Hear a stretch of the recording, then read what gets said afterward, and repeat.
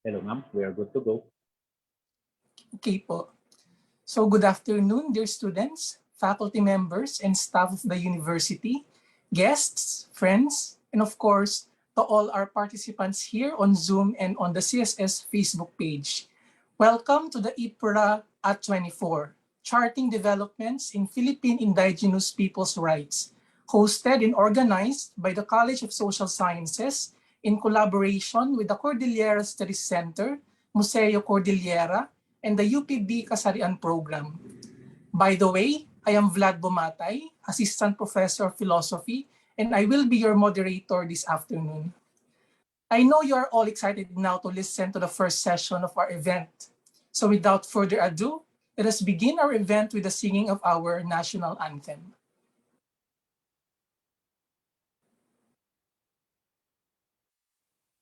Bayang magiliw, pelas ng silanganan, alab ng puso, sa dibdib mo'y buhay.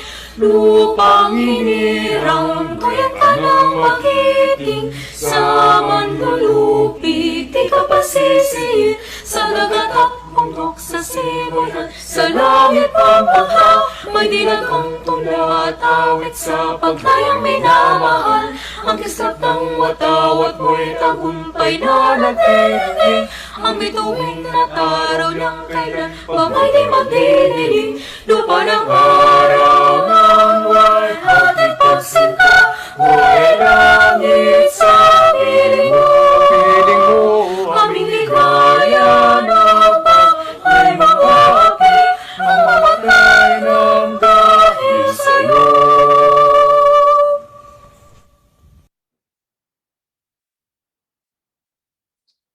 To introduce us to the impetus and rationale of our lecture series, IPRA at 24, let us listen to the opening message of the head of the organizing committee and the Dean of the College of Social Sciences, Dr. Leia E. Abayo. Hello, everyone. Good afternoon.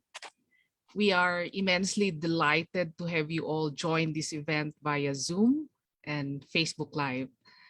Our theme is IPRA at 24, Charting Developments in Philippine Indigenous Peoples' Rights. It is our desire to look at the implementation of Indigenous peoples' rights, both as enshrined in the Philippine Indigenous Peoples' Rights Act, or the IPRA, and beyond. That is, to keep an open mind for customary and native rights. We have initially planned for a few lectures, a small one, for this event. But as we started inviting speakers, we learned about interesting programs that have been recently implemented, and we thought these need to be shared. And so our list of speakers made us compose these 5 sessions, which will run for 3 days. Indigenous language and free prior and informed consent, or the FPIC, which we will be having in a while. And tomorrow we will have Indigenous people's rights in the education sector. And in the afternoon of the same day, we will have appropriation, attribution, and Indigenous people's cultural rights.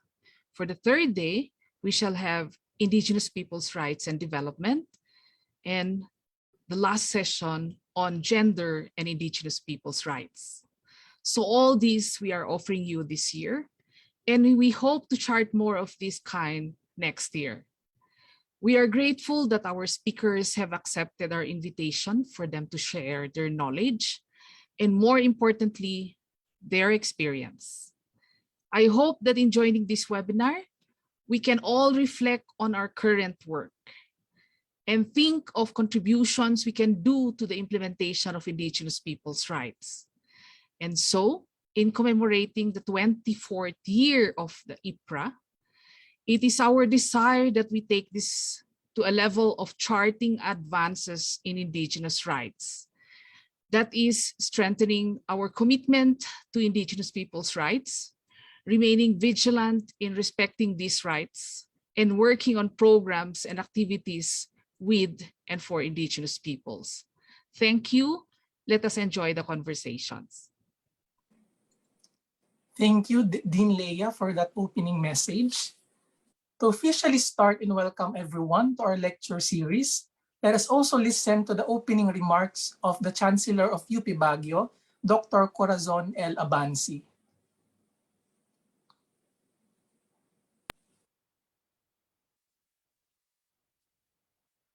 Good afternoon, and welcome to the lecture series organized by the College of Social Sciences, University of the Philippines, Baguio, in partnership with the Museo Cordillera, the Cordillera Studies Center, and the Kasarian Gender Studies Program. The month of October is National Indigenous Peoples Month, and October 2021 marks the 24th year of the Indigenous Peoples' Rights Act. Signed into law in 1997, the IPRA was a landmark piece of legislation born out of movement of indigenous peoples, organizations, and other societal sectors. The law recognizes and upholds the rights of indigenous peoples to ancestral domains and lands, self-governance and empowerment, social justice and human rights, cultural integrity, and free, prior, and informed consent. Today, the University of the Philippines, Baguio resolves to continue its contribution to the implementation of the IPRA and the recognition and protection of indigenous peoples' rights. The university accomplishes this through its core functions of teaching, research, and extension work. In teaching, the university continues to highlight indigenous epistemologies through its academic programs, such as the recently launched PhD in Indigenous Studies. In research, the College of Social Sciences faculty, that includes myself, Dean Leah, Professor Third, Professor Ali, Professor Villas, and Professor Mai, accomplished the 10-year review of the implementation of IPRA. The results of this study are published in the Cordillera Review, which can be accessed for free online on the TCR website.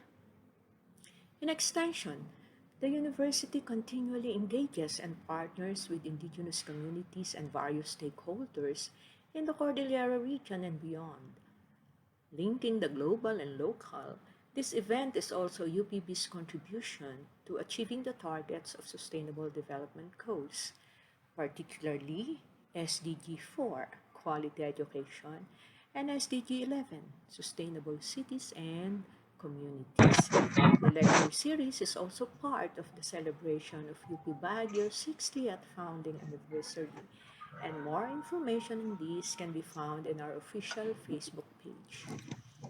We hope that this event will allow us to think critically as we work for inclusive and equitable societal development and contribute to indigenous people's welfare. We welcome the inclusion of diverse perspectives, emphasizing that indigenous peoples themselves must be at the center of the discourse. It is our hope that this event will yield fruitful discussion and raise substantive questions that will influence the implementation of the IPRA in the years to come. Thank you very much, and welcome to the CSS Lecture Series 2021.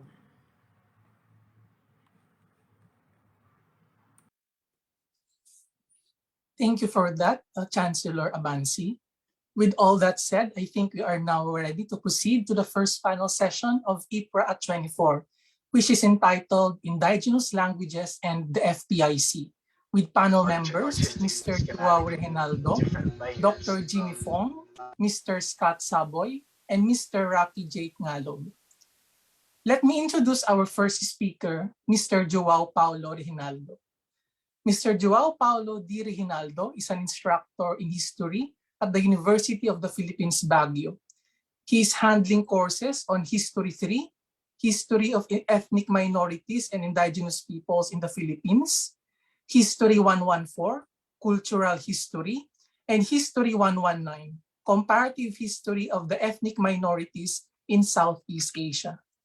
He finished his BA Social Sciences, major in History and minor in Political Science, cum laude, from the same institution. He also took units on MA ASEAN Studies at UP Open University. His research interests include ethnohistory, indigenous peoples history, and endangered languages. Let us welcome Mr. Joao Paulo D. Reginaldo. Good afternoon, everyone. Magandang hapon po sa ating lahat. At ako po ay nagagalak that I am included in this panel, and I would like to thank Dean Leia for inviting me in this panel sa Indigenous languages. Okay, at gusto ko ring batiin po yung ating mga kasamahan dito from all over the Philippines, starting from the Ilocano na imbag na malon, kada tayo amin, and also from the Cordillera, specifically in Benguet, maptang Jun Maksham, Sunsikata Jun Amin, and also from the Carao, Sigad Amakcham, Sikatayo Amin, and also our participants who are from Bicol, kung meron man dito, maray na hapon sa Indugabos, and also from the Visayas, maayong hapon kaninyo tanan. And yeah, I'm excited to share with you my research and also my experiences in the Cordillera, particularly in the province of Benguet and also Cayapa in Nueva Vizcaya. So let me share my screen.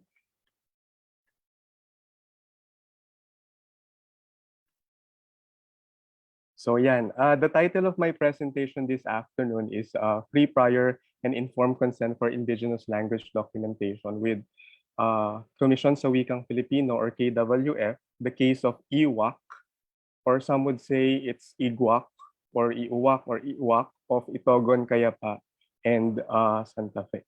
So language documentation, I would like first to situate myself in this documentation. Documenting language and culture is historically linked to American imperialism and colonialism and has been used to exploit, misrepresent, and also assimilate indigenous peoples to the majority culture. And as a non-indigenous person, most often doing research and interviewing with IPs, there is a particular need to situate myself within this ethnographic research. So I would like to mention briefly, my heritage is a mix of Bicolano and Tagalog roots. My parents both grew up in Metro Manila. However, I was raised by my paternal grandmom in the quieter rural areas of Bulacan, Camarines Sur. When I finished my elementary in Bicol, I left for Laguna to pursue my high school, and later on, I was admitted to UP Baguio and found myself in the City of Pines. It was there that I began doing research with indigenous people, particularly the indigenous ethnic minority groups living in the southern Cordillera, particularly in Benguet. I thank the courses of Professor Leia, Professor Nela Florendo, and also the guidance of Dr. Patricia Afable in my research endeavor in the southern Cordillera region.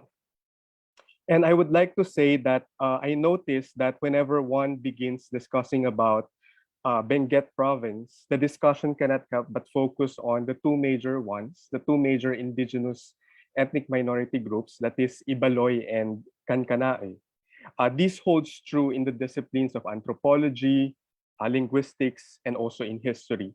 There is but scant attention given to other minority ethno-linguistic groups, indigenous peoples asserting their own distinct cultural identity in the Cordillera region.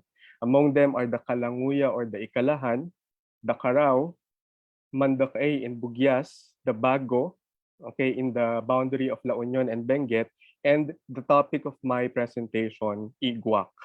I began my research endeavor on this group when I did my undergraduate thesis on the Carao, another indigenous groups in Benguet. And in 2018,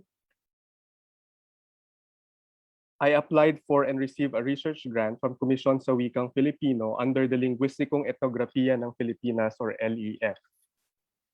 The objective or aim of this research project is to document extensively the endangered languages in the Philippines using ethnographic and linguistic methodologies. And since I came from the academic institution that values and promotes indigenous peoples and their rights, I decided to investigate the case of one of the minority indigenous people groups in the Cordillera in northern Luzon.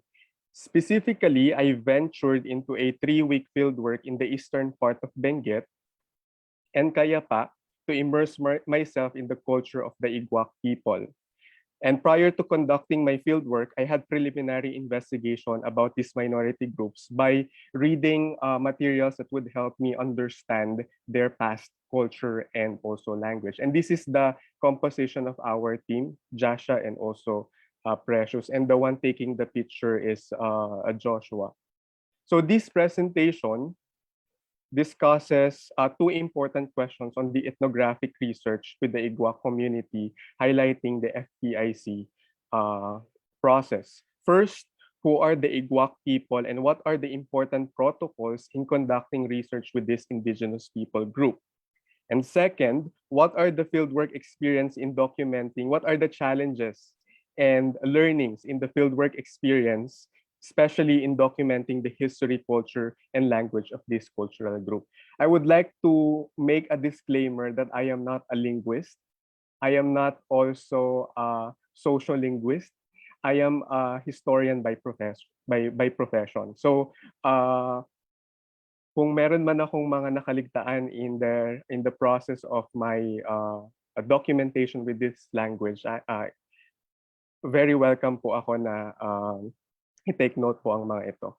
So first, let's understand the linguistic map of Benguet and the other indigenous people group or ethnic minority group. As I've mentioned earlier, one of the minority indigenous people groups and severely endangered languages in the Cordillera in northern Luzon is the Igwak, also known by exonym Iwak, Iwak, Iwak, Iwak, which translates to the people of Uwak.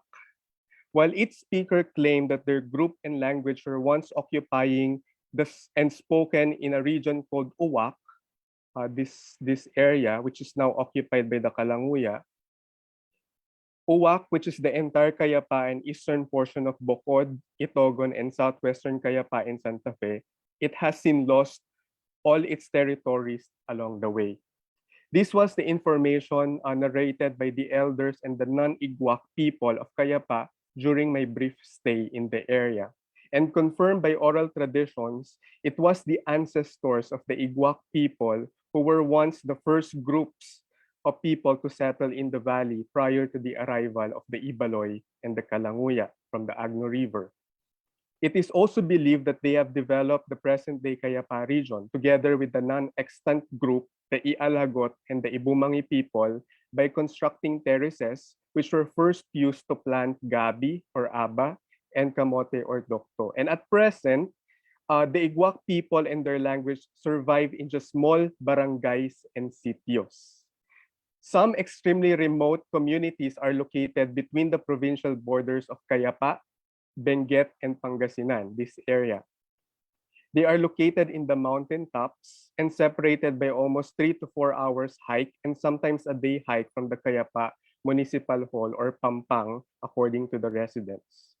Even in these small and scattered communities, however, only around 10% of the residents speak the Igwak language, and with the vast majority having intermarried with the Ibaloy, Kalanguya, Ilocano, or Tagalog, and virtually none still speak the Igwak language with their children because their language has been associated to ignorance, witchcraft, and inferiority in the Cayapa area.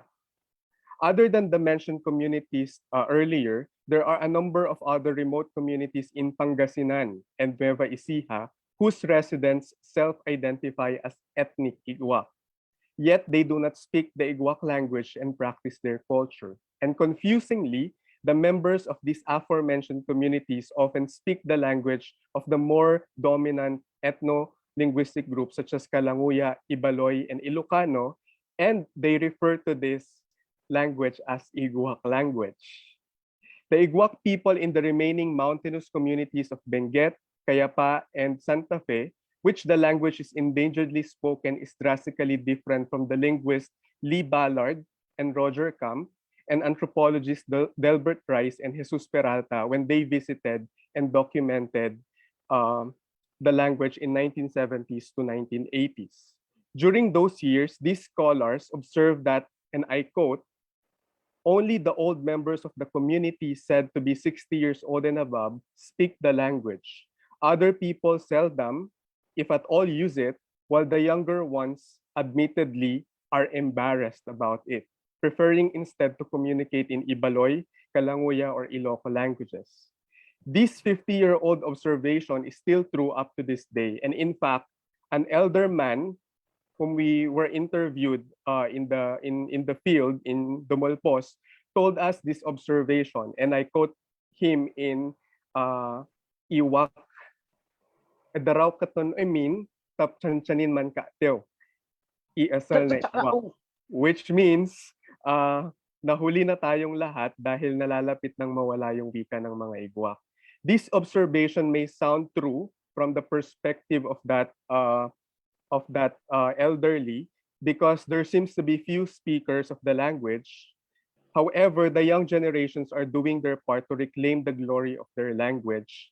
Youth from different communities of Igwak, especially Buyasyas and neighboring Igwak communities, are taking proactive steps in promoting their language and revitalizing it through the help of the social media, especially Facebook. The Igwak people are considered as indigenous people group by the National Commission of the Indigenous People, or NCIP. As such, they are protected by the provisions of the IPRA law. The IPRA, as a landmark law, has been both the theoretical and practical guiding principle of the agency in order to promote and protect the rights of the indigenous people, including the Igwak. For our participants this afternoon, IPRA has not only managed to recognize the self-determination rights of indigenous peoples and provide mechanisms for the protection of their ancestral domains and all resources therein, but IPRA also challenged the dominant notion that the Philippine state had monopoly on the exercise of the law. It is important too to highlight that IPRA recognizes indigenous legal systems which can be used for dispute settlements and resolution, identification of the extent of the ancestral domain, and decisions on the extraction of resources, and also information, among others. And thanks to this law that it has adopted the concept of the FPIC, or the Free and Prior Informed Consent, as a means to protect indigenous rights and interests and give them a voice in matters that affect them. FPIC as a process and a principle requires the indigenous communities to be provided with accessible, adequate, and complete information. Consensus is determined in accordance with the IP customary laws and practices, and most importantly, it must be done free from the external manipulation or coercion. The IPRA requires FPIC prior to the extraction of information and resources from indigenous ancestral domains. And in conducting research with the Igwak communities, the first priority of the researcher is to secure a certificate from the local communities. Okay, and these are the communities we visited during the field work. So meron yung sa boundary ng Benguet and Nueva Vizcaya, in Tinungdan, in Itogon, and also Basong, Amilong Labang, Kayapa proper East, specifically in the Sitio Tujungan and Dibawan, Buyasyas, which is also part of two municipalities, the municipalities of Kayapa and Santa Fe, and last but not the least, the Alang Salaksak. There are also communities in the province of Pangasinan, specifically in San Nicolas in Sitio Fianza, and also in Kalitlitan in Nueva Ecija. So in my case, I submitted research proposal application to the regional office of the CAR, which is located in Baguio, and also Region 2, Tuguegarao City. Kasi nga yung settlements or communities ng mga Igwak ay matatagpuan sa as of now sa sa dalawang regions lang. Hindi ko na pinursu yung ibang mga regions kasi some claimed na hindi na nila kinoconsider yung sarili nila as Igwak. Parang they were absorbed according to the testimonies of the people from Kayapa by the larger and dominant group in the area where they are currently residing. So when I submitted my application, I included there the letter containing the objective, the methodology, the timeline of schedules, work and financial plans to be addressed to the NCIP regional office. Nung time na to, si Attorney Roland Calde ang head ng region office ng CAR. Hindi ko maalala kung sino ang head ng Region 2. But anyway, I also paid 500 pesos for the processing fee. So in the context of my research with the IGWAC, it took me almost a month before I was given a go signal by the provincial and regional offices to go to the involved communities mentioned in my letter. Okay, and at the same time, meron ding tinatawag na MOA o Memorandum of Agreement ang KWF with NCIP office para mapadali yung proseso ng pag-apply ng FPIC. So we were accompanied by the ad hoc NCIP FPIC team, which is composed of the provincial officer, the provincial legal officer, and the head of the community office. So in one of the communities of Igwak, I won't forget my fieldwork experiences in Dumolpos, Tinungdan, Itogon, Benguet. From Baguio, it took our team 6 hours of bumpy van ride to reach the community of NCIP of Cayapa. And from there, our team walked for 30 to 40 minutes downhill to reach the community of Dumolpos. So pagpupunta po sa Dumolpos, ang daan ay nasa Cayapa. May daan din po mula sa Tinungdan, pero it will take you 1 day to reach the community, lalo na kung hindi ka sanay sa mga akyatan. So the community is located near the foothills of Mount Ugo, a very popular mountain, especially for those who are doing mountain hiking. We arrived at around 10 a.m. and the first thing I did was to look for a comfort room. I asked the guy who helped us carry our things where the comfort room is, and using his pointing finger, I was directed to pee on the tall grasses at the back of the school building. And I realized I was already in the community. Anyway, the first thing I did when I saw the crowd of people was to interact with them. The people were so warm and welcoming, and I instantly made friends. It is siguro because of my speaking knowledge on Karao and also Ibaloy languages, which I learned from my friends who speak in this language many years ago. It has helped me to easily build rapport and establish unparalleled connection with the people of the community. So if you know how to speak other Southern Cordilleran languages, it's very easy for you to navigate the linguistic structure and also repertoire ng Igwak. I realize how important it is to learn and speak other Cordilleran languages in Iloco, even though I am not from the Northern Luzon area. It somehow put me in much more advantageous position to understand the language, since Igwak language shares many phonological and lexical similarities with the aforementioned languages, Karao and Ibaloy, like the use of the phonemes CH and GW, mga cha-cha at guagua, ganyan. But it gave access to me to understand another worldview and philosophy.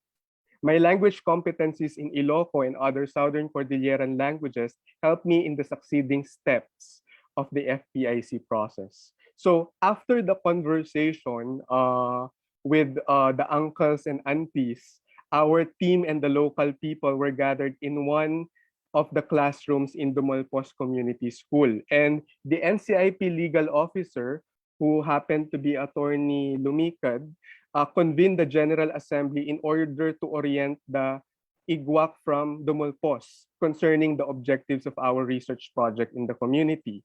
I was introduced by Attorney Lumikad as a researcher who worked for the Commission sa Wikang Filipino and interested to research on Ugali Kansao ti Idumolpos, or the culture and language of the Dumolpos people. And if I remember it clearly, my knowledge on Iloco, also Ibaloy and Karao, made me more confident to speak in front of them. And makikita nyo dito, this is actually this is the orientation and this is the validation. So I introduced myself to the resident and explained to them the objective of the research.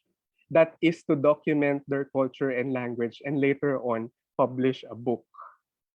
But while I was explaining the methodologies of the research, one of the elders raised his hand and asked me this kind of question, which is non-verbatim. Inya nga ta pagsayatan na data research mo, or what's the benefit of that research? I was struck by this simple question. I responded to the question of that man by stating that the data to be collected or that will be collected in the community is going to we're going to publish a book on Igwak culture and language. And I added that this book will be used soon by the local and national governments to create effective policies, particularly on revitalizing their language.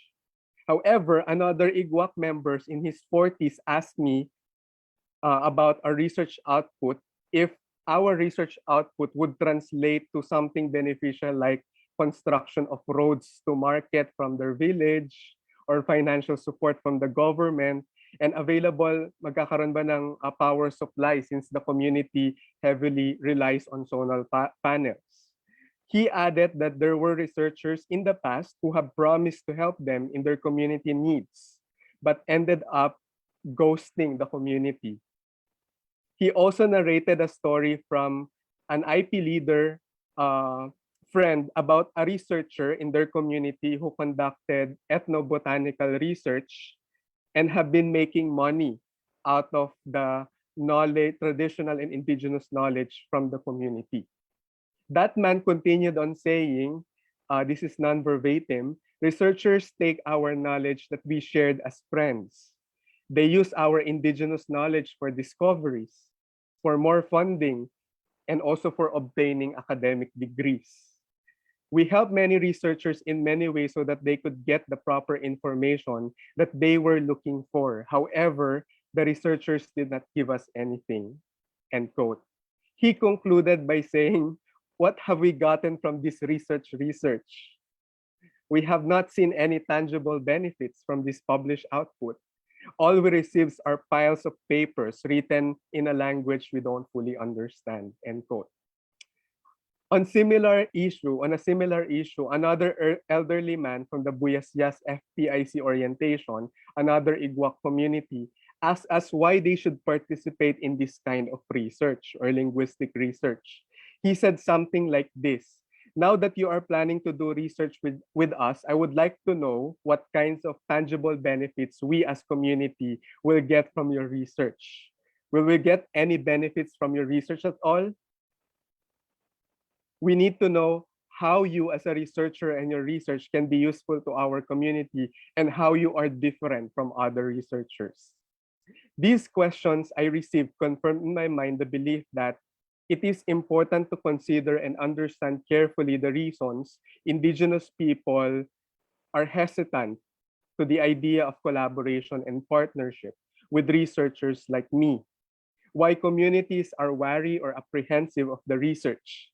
Indigenous communities like the Igwak people from Dumalpos claim that research conducted about them has been inappropriate because it has often served to the sole interest of the researcher or the organizations funding the research project and not really the people. As another elderly woman from Kayapa would put it, I hope research projects should be action-oriented so that it can contribute to us solving our problems or issues in the communities. It should focus on the things that should be done.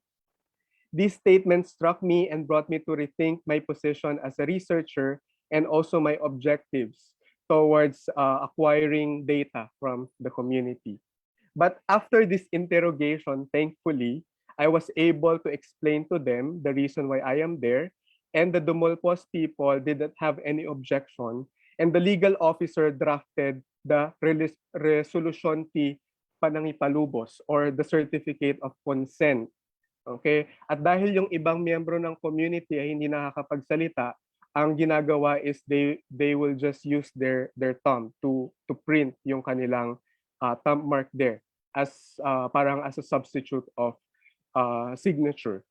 This was our gate pass when we returned to the community to do our field work. FPIC does not end after we acquire the certificate of consent or resolution P panangipalubos from the people of the communities.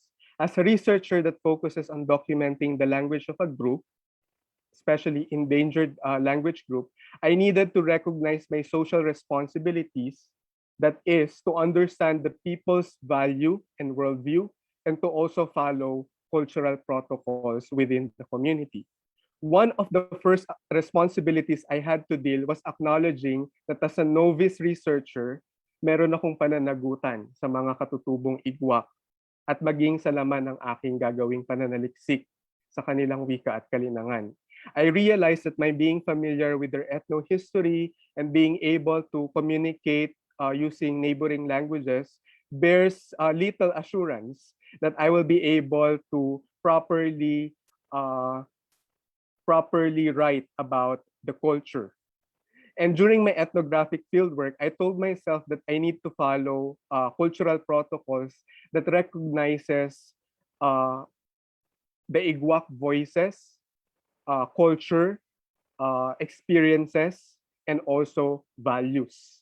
But sometimes, from may mga pagkakataon na I observe myself that my opinions and personal reflections are always privileged, and that I was overlooking the participants' voices and stories.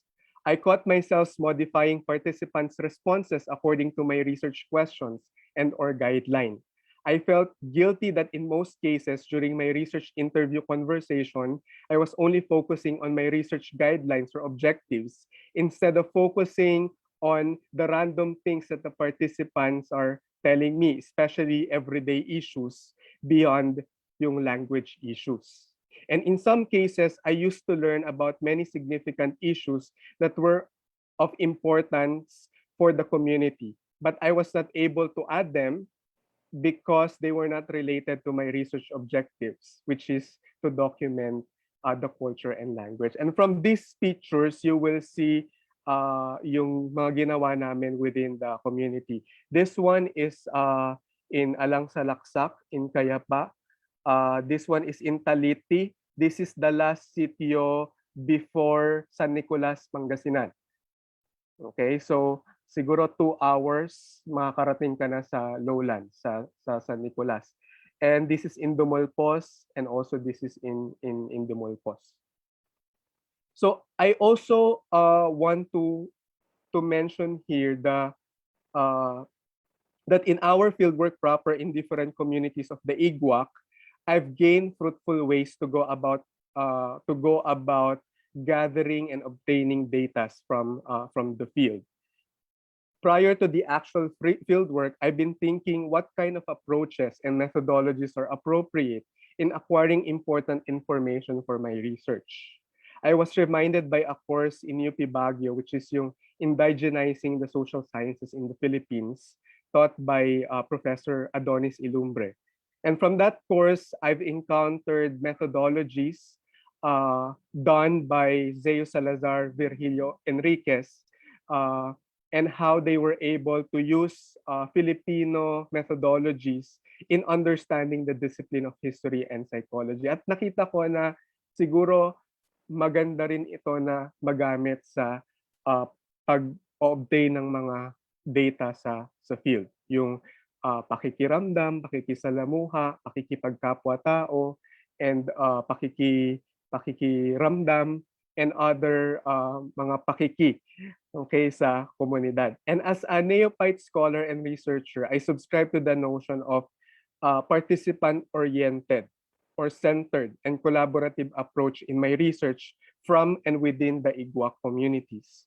I was not aware that involving people in the process was an important characteristics of the so-called decolonization research.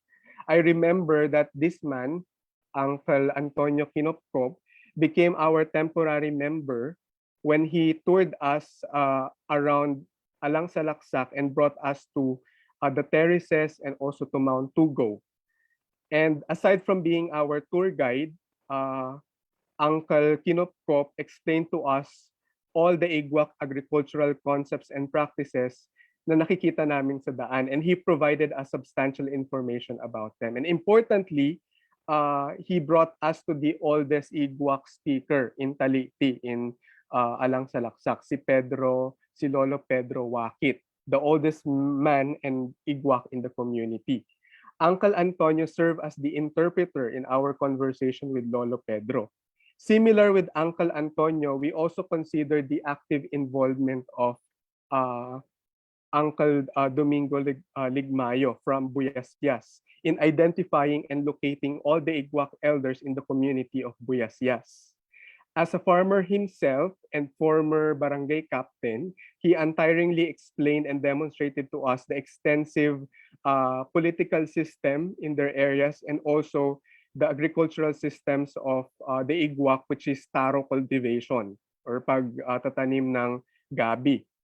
I began to realize that these individuals were active agents in our research process. They are not ignorant, but they are very knowledgeable about their cultural traditions and languages. What I realized also from this encounter is that instead of just merely referring to them as subject and object of the research, there is a shift now to consider them and recognize them as kabahagi. Yung manuscript kasi po namin sa KWF ay naka-Filipino, kaya instead of co-researchers, I call them kabahagi ng pananaliksik in the fulfillment of the research project. So I use the term kabahagi to acknowledge not just their individual contribution in imparting their knowledge, but much more their active involvement in the process of collecting important details in the communities. And for me, that is one step of what social scientists would call a decolonization process. And apart from that, I also learned from my course in Soksay that decolonizing research is a process of conducting research with indigenous communities that provide spaces for indigenous voices and epistemologies in the center of the research process. One important indigenous scholar, Zavala, explains that decolonization is less about method and more about providing space for indigenous people and voices. So on the first week namin sa Dumulpos, we were split into groups to gather many information as we can. In this picture, you will see Lola Comid and Chaliknay. And I noticed that they were eager to share their stories during the Japanese occupation and the evacuation strategies they did in order to survive during that time.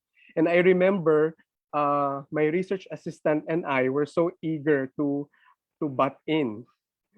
Ayan. So may mga moments that we were unconscious that we interrupted them in their narrating of their experiences. And these simple comments or mga anong tawag dito, pagbabutt in, although short lang siya, are actually blunders that affects the train of thoughts of the storyteller.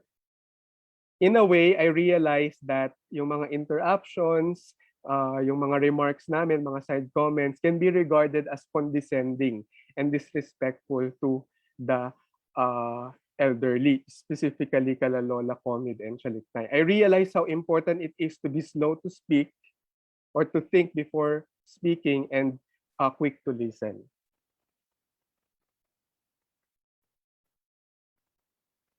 So I think also part of the FPIC is the community validation, which is very crucial in the process of validating the information we analyze and we put in our published work. We return to the communities of the Igwak to validate the information collected from them. I remember we conducted this in Alang Salaksak, wherein I talked to the barangay captain at sinabi ko na invite namin lahat ng mga representatives from Igwak-speaking communities all over Nueva Vizcaya area. And thankfully, they were able to attend to this community validation. So in a way, hindi lang siya community validation, but rin siyang Thanksgiving and also uh, initial gathering ng mga IGWAC speakers in order for them to come up with an organization that would protect and uh, promote their language and culture. In Alaksalaksak, we conducted the community validation, and the area where we conducted the validation was full of people from different neighboring communities. And before we did the validation, I was very happy that the community members were doing their respective tasks. The elderly men were surrounding the sacrificial pig, at meron din si auntie dyan sa picture, while dancing and playing the kalsa and the sulibaw. The resident took this time to hang around and share stories with other members of the community. And I overheard that usually yung mga pinag-uusapan nila is mga tungkol sa farm work, mga crops sa kanilang mga pananim, yung paparating na bagyo, or yung weather sa mga susunod na araw at kung paano nito maapektuhan yung kanilang mga pananim. There were also jolly people who made the occasion alive by sharing jokes and numerous stories about their experiences. So what I noticed from here is that the strength of the community was evident during the community validation, and I witnessed the joys of the people working together, eating together, and celebrating together as one people. And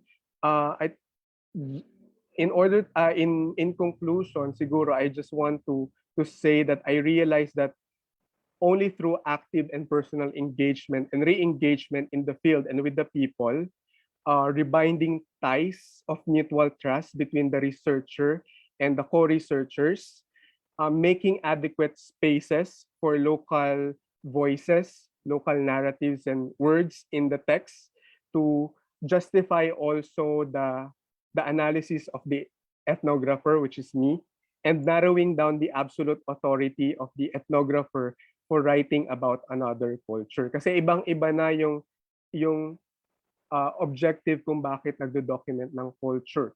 Okay, it is to recognize that these people they are also active participant in making their ethnographies, their works on culture and language. So I realized that collaborative research methodology in general and participative ethnography in particular can be also decolonized.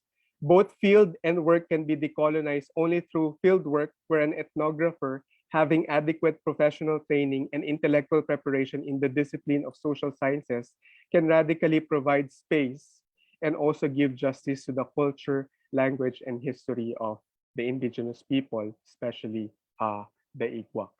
So I think that's all for my presentation. Thank you very much po.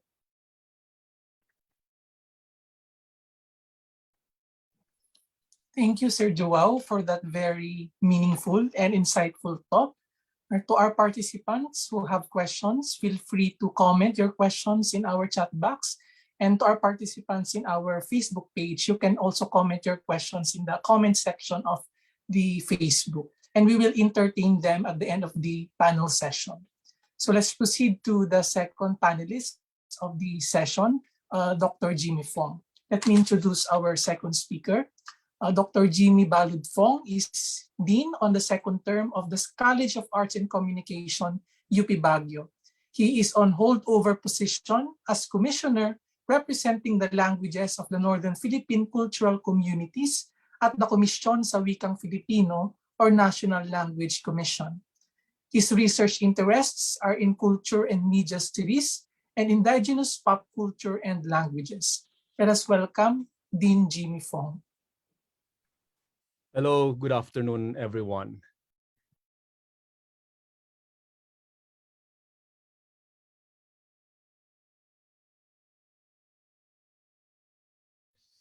Magandang hapon po sa ating lahat. Good afternoon, everyone, wherever you are this afternoon. My topic is about the efficient FPIC process free and prior informed consent process for Ibaloy and Kankanaey linguistic ethnographies. This is the same research project of which Professor Ronaldos' paper is part. This afternoon, I'd like to focus primarily on the facilitating factors towards our experience of an efficient FPIC process for this research project. So the project is called Linguisticong Etnografiya ng Pilipinas, and I served as a research project leader for the Ibaloy and Kankanaey languages. The project started in 2018, and it is a national project of the Komisyon sa Wikang Filipino, or the Commission on the National Language. This means the ambitious project was supposed to cover 130 languages all over the Philippines, and we were part of the first batch of languages of these linguistic ethnographies. So I like to say that facilitating factor number one of an efficient FPIC process could be attributed to the fact that the research project was covered by a memorandum of agreement among the KWF, or Commission sa Wikang Filipino, the National Commission on Indigenous Peoples, the Department of the Interior and Local Government, and several other national government agencies. So this is important, and this is facilitating because the project had a national imprimatur. It may not be a good thing, but it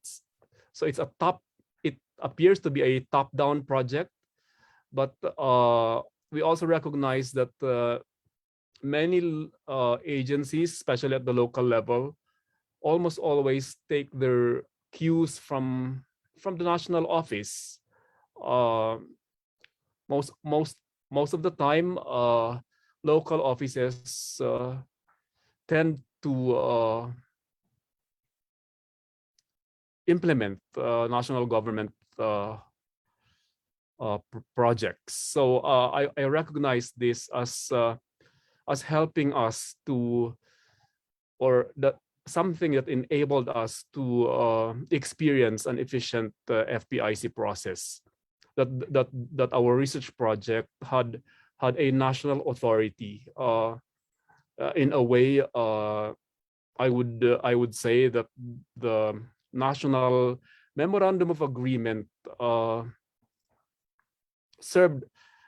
appeared to have served as an order for the local NCIP offices to facilitate the process. That is just a hypothesis. That is my hypothesis. So the purposes of the ethnography or linguistic ethnography project are the following. We go to the communities to enable us to describe the culture of the two ethno-linguistic groups, particularly focusing on their languages, as properly described already by Professor Ronaldos. And then apart from doing textual descriptions, part of the project also includes photographs and video of certain aspects of the cultures. And then because this is a project of the Commission on the Filipino Language, we also wanted to describe the people's perspectives on the state of their respective languages and cultures. So the topics of the project how they label themselves using their own languages or their own words, how they describe their own language and language varieties and changes in their own languages, using their own words. We also ask them to describe, using their own words, community, village, family, and kinship structures, indigenous governance, modern governance and change. And then we ask them, using their own words, their livelihood and changes in their livelihood. We also ask them to describe their experiences with indigenous religion, introduce religion, and changes. Also part of the research would be their own descriptions of their material culture and changes in their material culture. Another topic in the research is their own description of the different stages of the indigenous life cycle. And then finally, we also ask them to describe their participation in various aspects or components of Philippine national life. So in relation to those topics enumerated, I think that facilitating factor number 2 would be that the project purposes are very clear enough. When we went to the communities, there were not much questions about what we wanted to do. Also, perhaps because they already had prior experiences about talking about their own cultures and languages. So these topics, I believe, were very familiar to the members of the communities. That is why I would say that this was a facilitating factor, their familiarity with the research topics and the clarity of the research purposes. On the project schedule, the FPIC process started in June 2018 with a national orientation with the researchers that included personnel from the national NCIP office, and they gave us an orientation on the FPIC process. It is important to state here that during this orientation, there were many questions on the FPIC process, particularly on the aspect that several of the researchers were members of the cultural communities themselves. And so one crucial question for them was, why do I need to get an FPIC from the same community I belong to?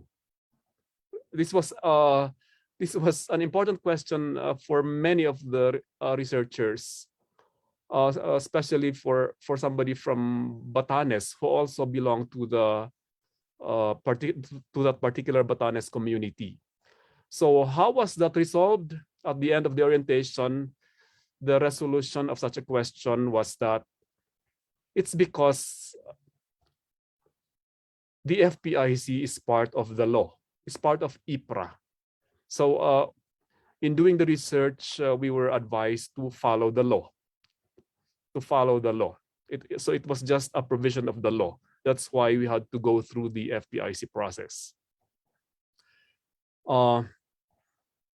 So after the national orientation, which clarified the importance of the FPIC process and its being a legal provision, we proceeded to the regional level of the NCIP to work on the work and financial plan, which is like the basis of the working relationship with the local NCIP offices.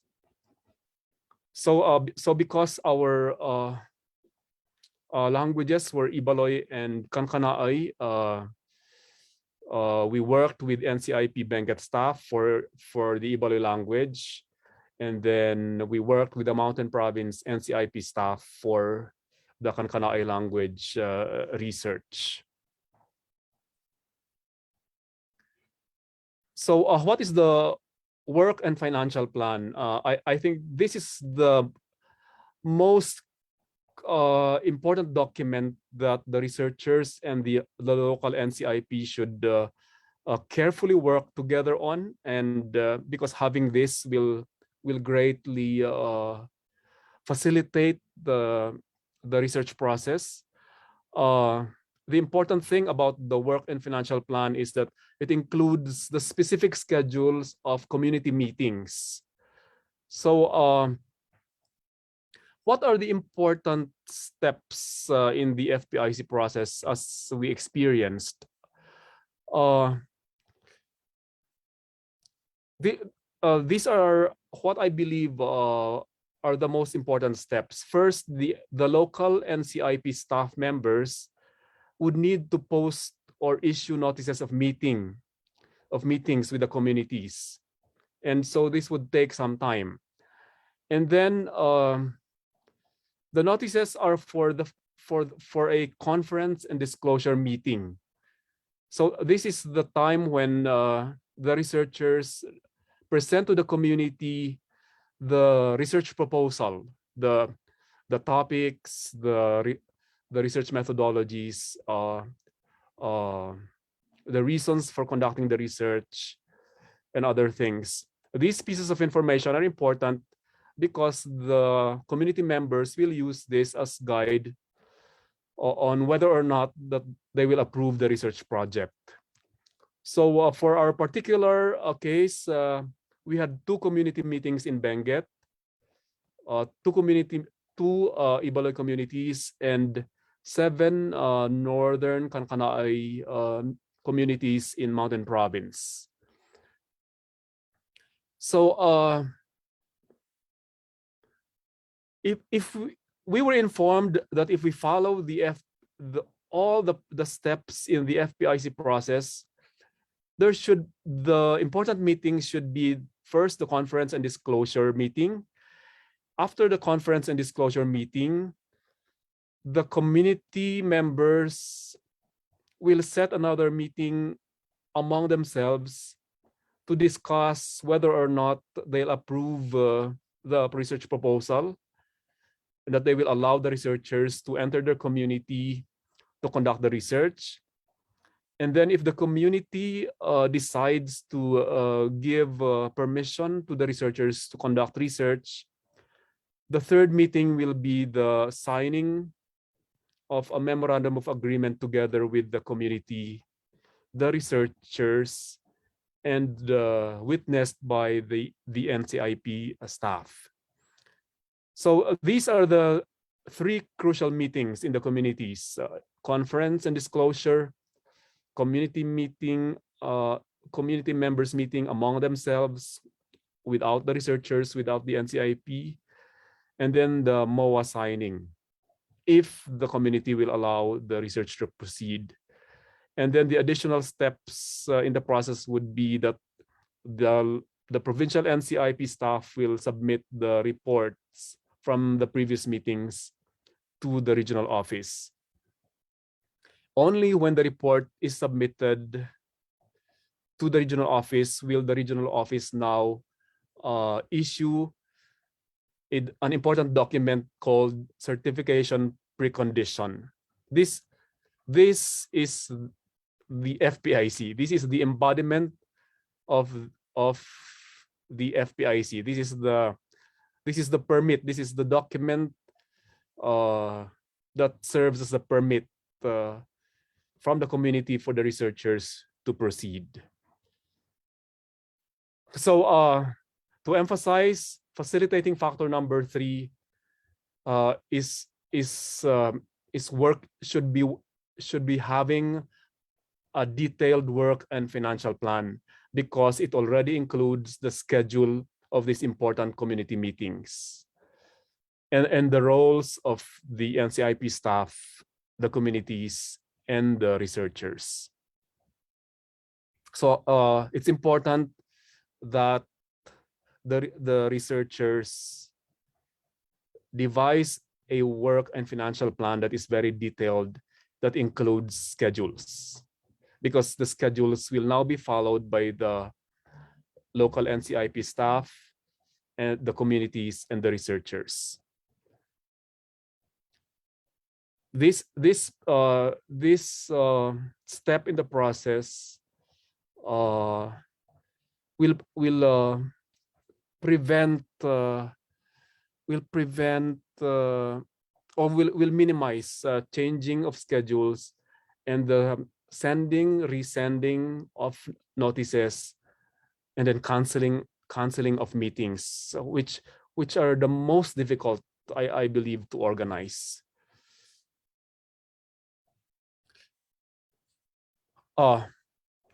I go to facilitating factor number 4, and I attribute this one to the mastery of the FPIC process by the local NCIP staff. And this mastery of the FPIC process is manifested by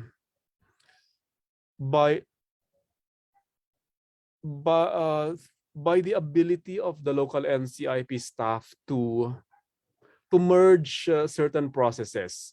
So in our experience, and I'm not sure they would want us to say this publicly, but at the end of the process, the decision to merge certain meetings was a wise decision on the part of the local NCIP staff, and it had certain positive results.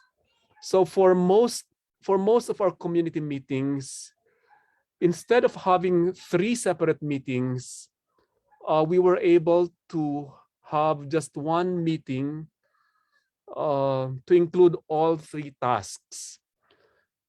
But this was, of course, taking a risk every time we go to the community for the meetings, because we are not sure if they will allow us right there and then to proceed. But we brought with us the MOA, the draft MOA, because just in case they will allow us,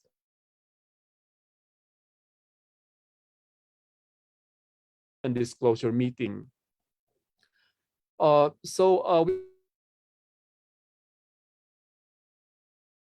It is already giving their verbal assent, already allowing us right after the conference and disclosure meeting. So there was no more need to have another community meeting for the community to decide on the proposal. There was also no more need to set another meeting for MOA signing. So I'm glad this happened. I'm glad that the members of the local NCIP offices had this foresight of these possibilities, because for many of the communities, because we were able to merge into just one meeting, what would normally be 3 meetings, different weeks, different months, in fact, we were just able to have one community meeting. So as a result, we were able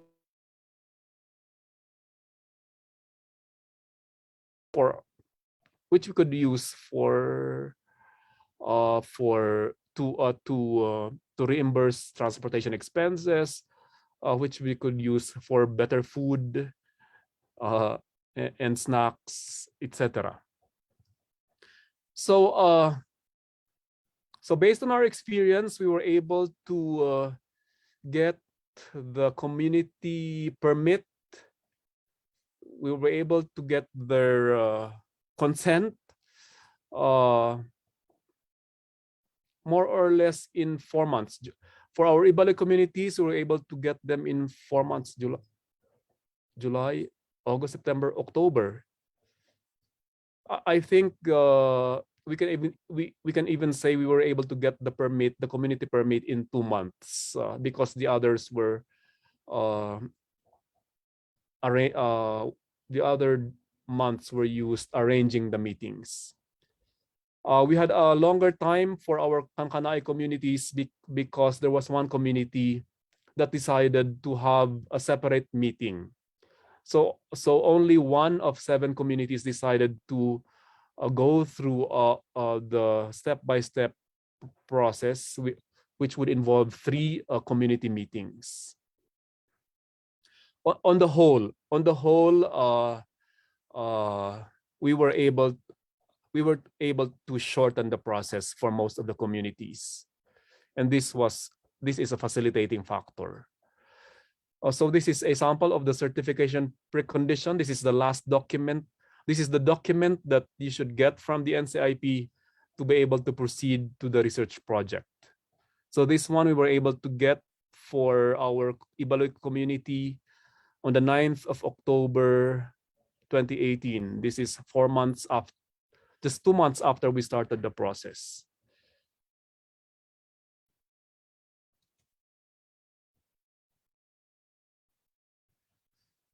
So we were able to get the consent of the communities for the Ibaloy communities, and we were able to enter a beautiful community which was focused on the growing of flowers, for the commercial market. And then we were able to get our certification precondition for Sabangan Mountain Province in November 2018. So this was a much later date, but it was not too long. So we were able to visit Sabangan, Tadjan, Sagada, Bauco for our Kankanaey linguistic ethnography project. We were also able to validate our research results.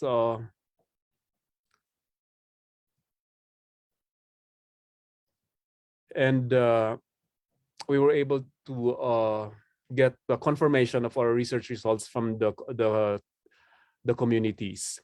Facilitating factor number 5 would be something related to us as researchers. I think the fact that we belong to the same language communities facilitated the process. We were able to communicate, I believe, clearly with the members of the communities by using Ibaloy and Kankanaey. Our researchers also or speak the local languages, and then we were able to translate into the local languages several of the documents needed in the meetings. The translation of the MOA in Mountain Province took some time. Lesson learned, we should have translated it beforehand.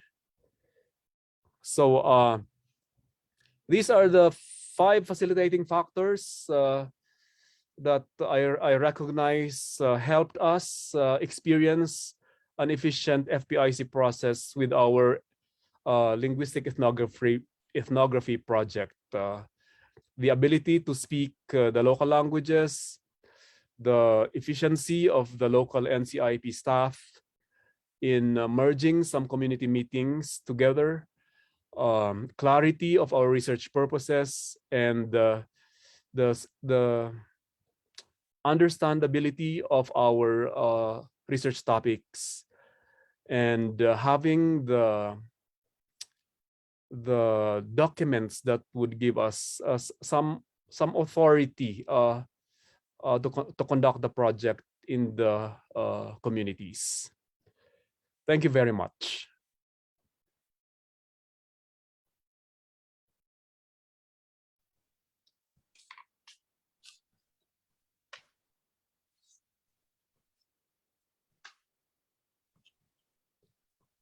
Thank you, Dean Fong, for that for the discussion of the facilitating factors. We move on now to the third speaker, Mr. Scott Saboy. Let me just introduce our third speaker. Mr. Scott Saboy is a Bontoc Kalinga Igorot whose current academic research focuses on Cordillera studies, especially ethnopop and orature. He is a former assistant professor in the University of the Philippines, Baguio, where he finished MA in Language and Literature, and where he is pursuing PhD in Indigenous Studies. Alongside his work as an English teacher in the Kingdom of Bahrain, he continues to work on the community dictionary of the Vanaw of Western Kalinga and develop language instructional materials for Vinaw. Some of his creative and academic works are available on his website, tovian.com. So let us welcome Mr. Scott Saboy.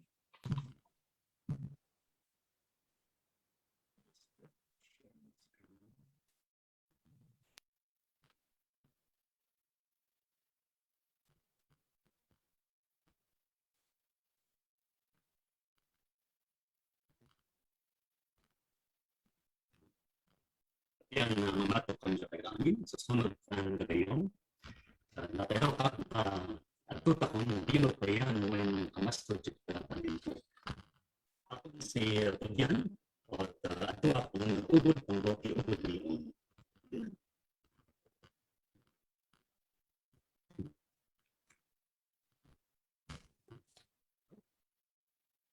So, this is the comment with audio. Can you please check?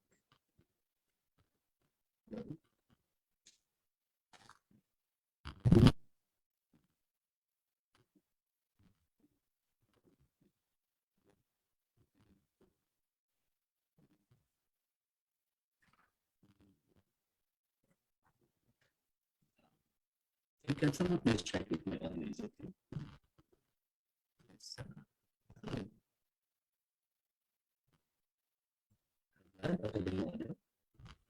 Sir Scott, your audio seems to be robotic.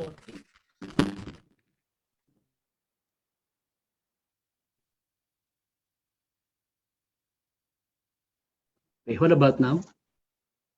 That's fine po. Mas maganda po. Okay, thank you. All right. Okay. There you go. In my talk today, I shall attempt to cover 4 sections, starting with the state of the world's languages and that of the Philippine languages, followed by a backgrounder on the ongoing Vanaw language documentation project.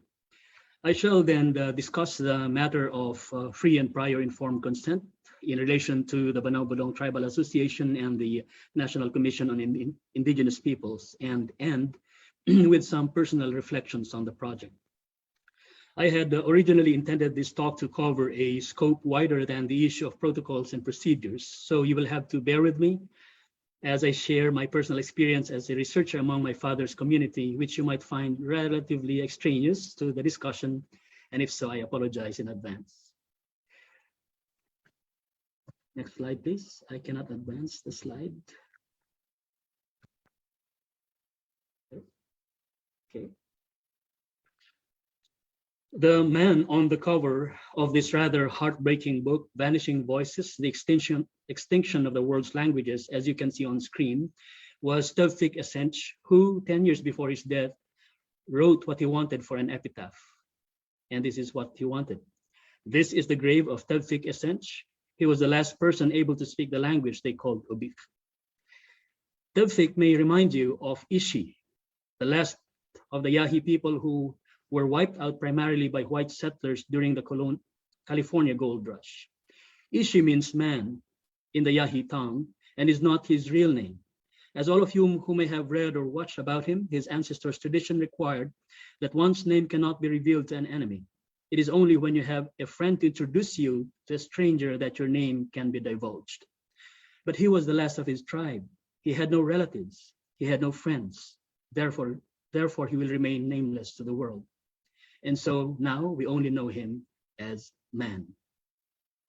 In this book, Nettle and Roman aptly noted, the extinction, and I quote, the extinction of languages is part of the larger picture of worldwide near total ecosystem collapse. Our research shows quite striking correlation between areas of biodiversity and areas of highest linguistic diversity. The greatest biolinguistic diversity is found in areas inhabited by indigenous peoples who represent around 4% of the world's population, but speak at least 60% of the world's languages. They added also that a language is not a self-sustaining entity. It can only exist where there is a community to speak and transmit it. A community of people can exist only when there is a viable environment for them to live in and a means of making a living. Where communities cannot thrive, their languages are in danger. When languages lose their speakers, they die. Linguistic diversity then is a benchmark of cultural diversity. Language death is symptomatic of cultural death. A way of life disappears with the death of a language. The fortunes of languages are bound up with those of its speakers, unquote. According to Gary Simon, 9 languages die per year, which means one language dies every 40 days. Of the world's 7,139 languages, 3,018, or about 40%, are considered endangered. Well, in another book, Campbell and Bellew put the number at 3,138. In the Philippines, 26% of our languages are deemed endangered, and yes, endangered as well. The SIL lists 186 languages, 75 of which are considered indigenous, 2 are already extinct, and 11 are dying, which includes Southwestern and Northern Bontoc, if I remember it correctly. Here I am also reminded of the words of the revered Austronesian linguistics expert, Dr. Lawrence Andrew Reed, a white scholar who is more ignorant than I am, who spent over 50 years of his life documenting, writing, and speaking about our language and culture. And I quote, "For the minority languages, we have no access to how the society functioned in the past, nor the words that the languages to talk about it. A concerted effort, therefore, needs to be made to record as much as possible of the knowledge of the old people before they too are gone, taking their wealth of knowledge of the past with them to the grave." And here is his challenge. Who are the people working on Cordilleran languages today? There are relatively few.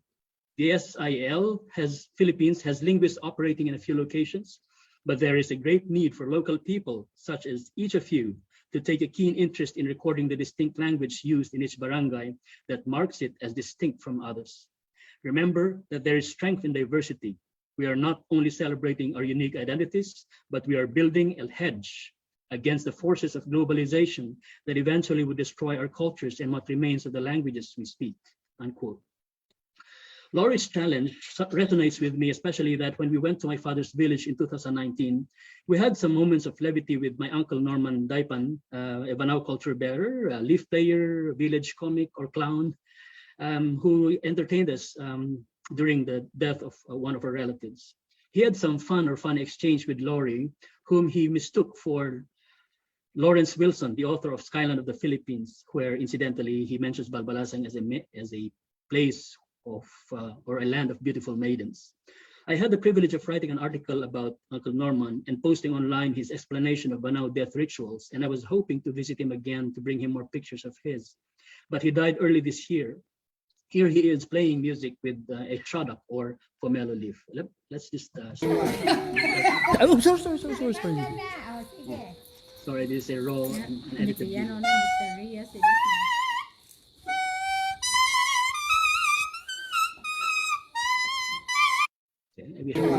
I wish we had time to play it fully, but that's just a part of his last performance. Now that we mentioned Vanaw, it might be proper to set it against its larger cultural milieu. Vanaw is a tribal territory in the northern Philippine province of Kalinga, home to over 40 we call sub-tribes. And the Ethnologue lists 7 Kalinga languages, which you can find here on the right of this screen. And Vinanao is not one of them. Recently, though, we had the privilege of suggesting changes to the Ethnologue entry on the Vanaw people and language, and we are delighted to have received a positive, encouraging note or response from Chuck Finnig, the managing editor of the publication. So in the next issue of the Ethnologue, this will be corrected, and Vanaw will have this information, including its dialectal variations in Abra, Jinagyuman, and Minalibkung. Vanaw is located in Western Kalinga and Eastern Abra, covering 3 barangays in Kalinga and 2 municipalities in Abra province. And we might be interested in the assessment of the vitality of the language. And so I went to this book and looked at their vitality assessment, or they call it the Language Endangerment Index, as part of the Catalog of Endangered Languages, or LCAT. And these are the factors they consider. And so out of this, I don't have time to discuss this in detail. I came up with this, I followed their formula. And so I computed the Vanaw's level of endangerment. And so you have Vanaw as threatened, because the formula yielded how many? Less than 25, just 25%. Right. So we in 2013 we had we applied for an IPRG funding from the Cordillera Study Center, University of the Philippines, Baguio, to undertake a research among the Vanaw community. And the first person we talked to was one of the culture bearers in Baguio City, well known among the community because primarily of his talent as an Ugayam chanter. He was one of the most popular Ugayam chanters in our community. And so here is an example of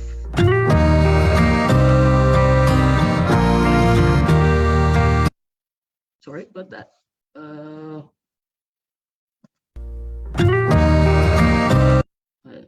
Let me just advance.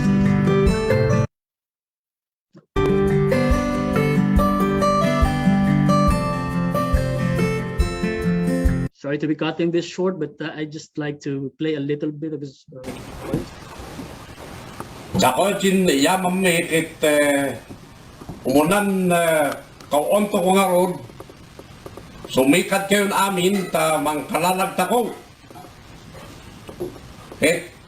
panak kao oksin sa aton akit iyugayam ko nat kalalag hay ugayam day. That was the last recorded performance of Uncle Monroe Taklawan, Ugayam chanter.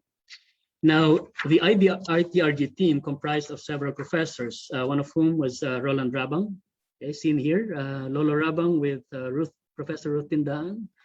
And of course, I'm sure Junli will kill me for this, but you have Professor Junli here trying to do some manual work among the Vanaw. And of course, Professor Ayo Hularbal, our photographer. So we did this in 2013 and did some more visits later on. So this is a photo of the first workshop that we did. So the elders finally decided to have their own their separate workshop. And you have here Pollard Tangbawan, who unfortunately had a stroke and is now bedridden. But we hope to finish what he started here. And he took the initiative to facilitate the discussion. On the part of the teachers, Wilhelmina Banganan, a DepEd teacher, also facilitated the discussion among the teachers. And here we are at another relative's house doing the interview. But I just like to point out, in hindsight, that this is all wrong. If you look at the feet of the interviewee, is barefooted while we had our shoes on. It was quite disrespectful. Although they told us not to remove it, but I think in hindsight we should have removed that as a form of respect as well. Anyway, so there's Professor Tindaan with Portia Banganan doing the interview as well. And the project had several offshoots. We were able to develop some indigenous instructional materials, which are now, some of which are now uploaded online, and which we hope to add more. And these are freely accessible by the community. And hopefully this will be part of the grammar guide that we will be putting out shortly. And this website also contains some of the audiovisual recordings that we have of our culture bearers. These are the names of the elementary teachers that we worked with. And because of the, or after the workshop that we did, we settled some issues, like for example, what symbols to use for a particular sound. They, of course, were able to revise their instructional materials as well. You have here a material by Ernesta S. Baluyan, although here she would have to change the F to V because there's no F in Vanaw. So because in our discussion, we explained that the F is an influence of Southern Kalinga, and that particular barangay of Vanaw is close to Southern Kalinga.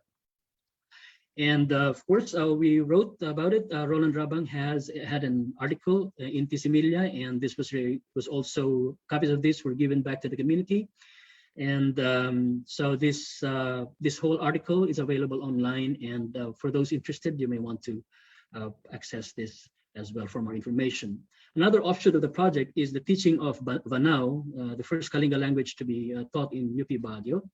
And we had some opportunities to gather Vanaw young people outside UP Baguio to come to UP Baguio to interact with UPB students. And these are UPB students, these are students from Vanaw. Okay. And aside from that, another offshoot of the project was there was a call from Professor Michio Reyes to refine the transcription and translation of the stories told by Barcelon Panabang, one of our chanters in Vanaw, and Dr. Lawrence Reed and I had the opportunity to do the translation and the transcription and the translation as well. And we hope to that this will be published next year as scheduled. By the way, the data is available online for free access and download. And I must warn you though that this is a more of a formal translation, and we will hopefully come up with a simplified version of the transcription and translation to be used in our schools back in the Philippines. So what did we do regarding the FPIC in relation to the FPIC process? Well, I'd like to call this direct FPIC because we didn't really go through the NCIP. And I noted a while back that Rocky is here from the NCIP, and he's free to scold me, to castigate me, to correct me in case he finds something that was wrong with all this. But anyway, we'll continue discussing this. So before the workshop that we did, or the fieldwork we did in the Vanaw area, we first wrote to then Vice Governor Jesse Allen Mangawang, who is now the congressman and who is actually the former president of the Vanaw Bodong Tribal Association Incorporated, and the Mayor Kenneth Mangawang of Balbalan at that time. And after that, we did some courtesy calls. It so happened that Mayor Kenneth was there when we to attend an occasion when we were there. There was actually a meeting, tribal assembly, and we met some barangay officials, and we talked to the elders, and we intimated our purpose in going there. And so after that, we had our workshop with the community, and a large representative of the cross-section of the community were there in the workshops. So the issue that came up was that what proof do we have that there was such a consent among the community? Well, aside from the activities that we did with them, we've finally decided in consultation with now Congressman Mangawang. By the way, this is Clarence Tangdol. He is now the president of the BBTAI. And so there was an issue about from one of our relatives who said, and I was with Professor Michio at that time. He said, "What if you're going to publish a book and then you're going to claim it and sell it to us?" Now, of course, I was taken aback by the comment, but but I realized that it was a valid concern, and so I was asked to draft the agreement or the permission, and so here is a copy of that agreement. So in this agreement, it gives us permission to collect Vanaw lexical items for the completion of the first edition of the Vanaw Bilingual Illustrated Dictionary, to allow us to continue documentation of our IKSP, and to reproduce such collection in printed form or in electronic format for free distribution of among the Vanaw as far as possible, and to disseminate our research in any academic fora. So we emphasized here that ownership of all these are with the Vanaw Bodong Tribal Association and not by any other by any individual or any other institution.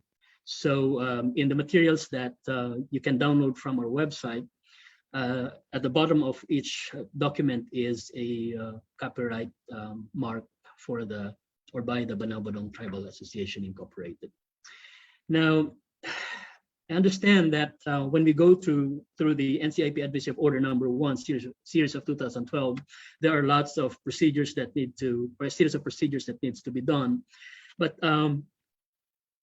I just want to note first that in their policy statement, it has 3 main points here, to which I wholeheartedly agree. And it's something that I think we also tried to do, with the exception of some procedural matters. Speaking of which, as I went through this whole 9-page document, AO number 1 of the NCIP series of 2012, and I got all these steps in obtaining FPIC, and you start with filing an application and paying a fee, 500 pesos. I learned from some that they had to pay 60,000 pesos, and that's something I cannot afford. I'd rather give that, if I have the money, I'd rather give that to the community. And so, well, they have to review it first, and it gets to the regional director, and there's going to be an AKSP team to be formed, and if a notification to the indigenous community will be given, and then the WFP, as mentioned by Professor Jimmy Fong, will now be readied, and then there will be conferences, and then you have community decision and the signing of the MOA. Frankly, I'm quite flustered with this procedure, and I could be wrong. But as Professor Jimmy pointed out, there might be a way for us to streamline the process. And in relation to this, I have just some maybe simplistic and even dumb questions, but these are some of the questions that I share with a lot of researchers who do their work among indigenous communities. So for example, for me, why do I have to pay the fees to the NCIP? Doesn't it have its own funds to finance certain documentary materials? Or maybe I'm just ignorant of the whole process. So why do I have to pay my own relatives before I could interview them? Because for me, the community must take ownership over the project, because it's our project. It's their output, in fact. And so I remember that when we went to the Vanaw area for the first time with the team from UP Baguio, the community itself took it upon themselves to shoulder the expenses for the 2 to 3 day conference. And so the barangay leaders decided, the barangay captains decided that each barangay will have to contribute 10,000 pesos for the preparation needed for the needs that are required for the consultation, the workshop consultation. And so that's what we did.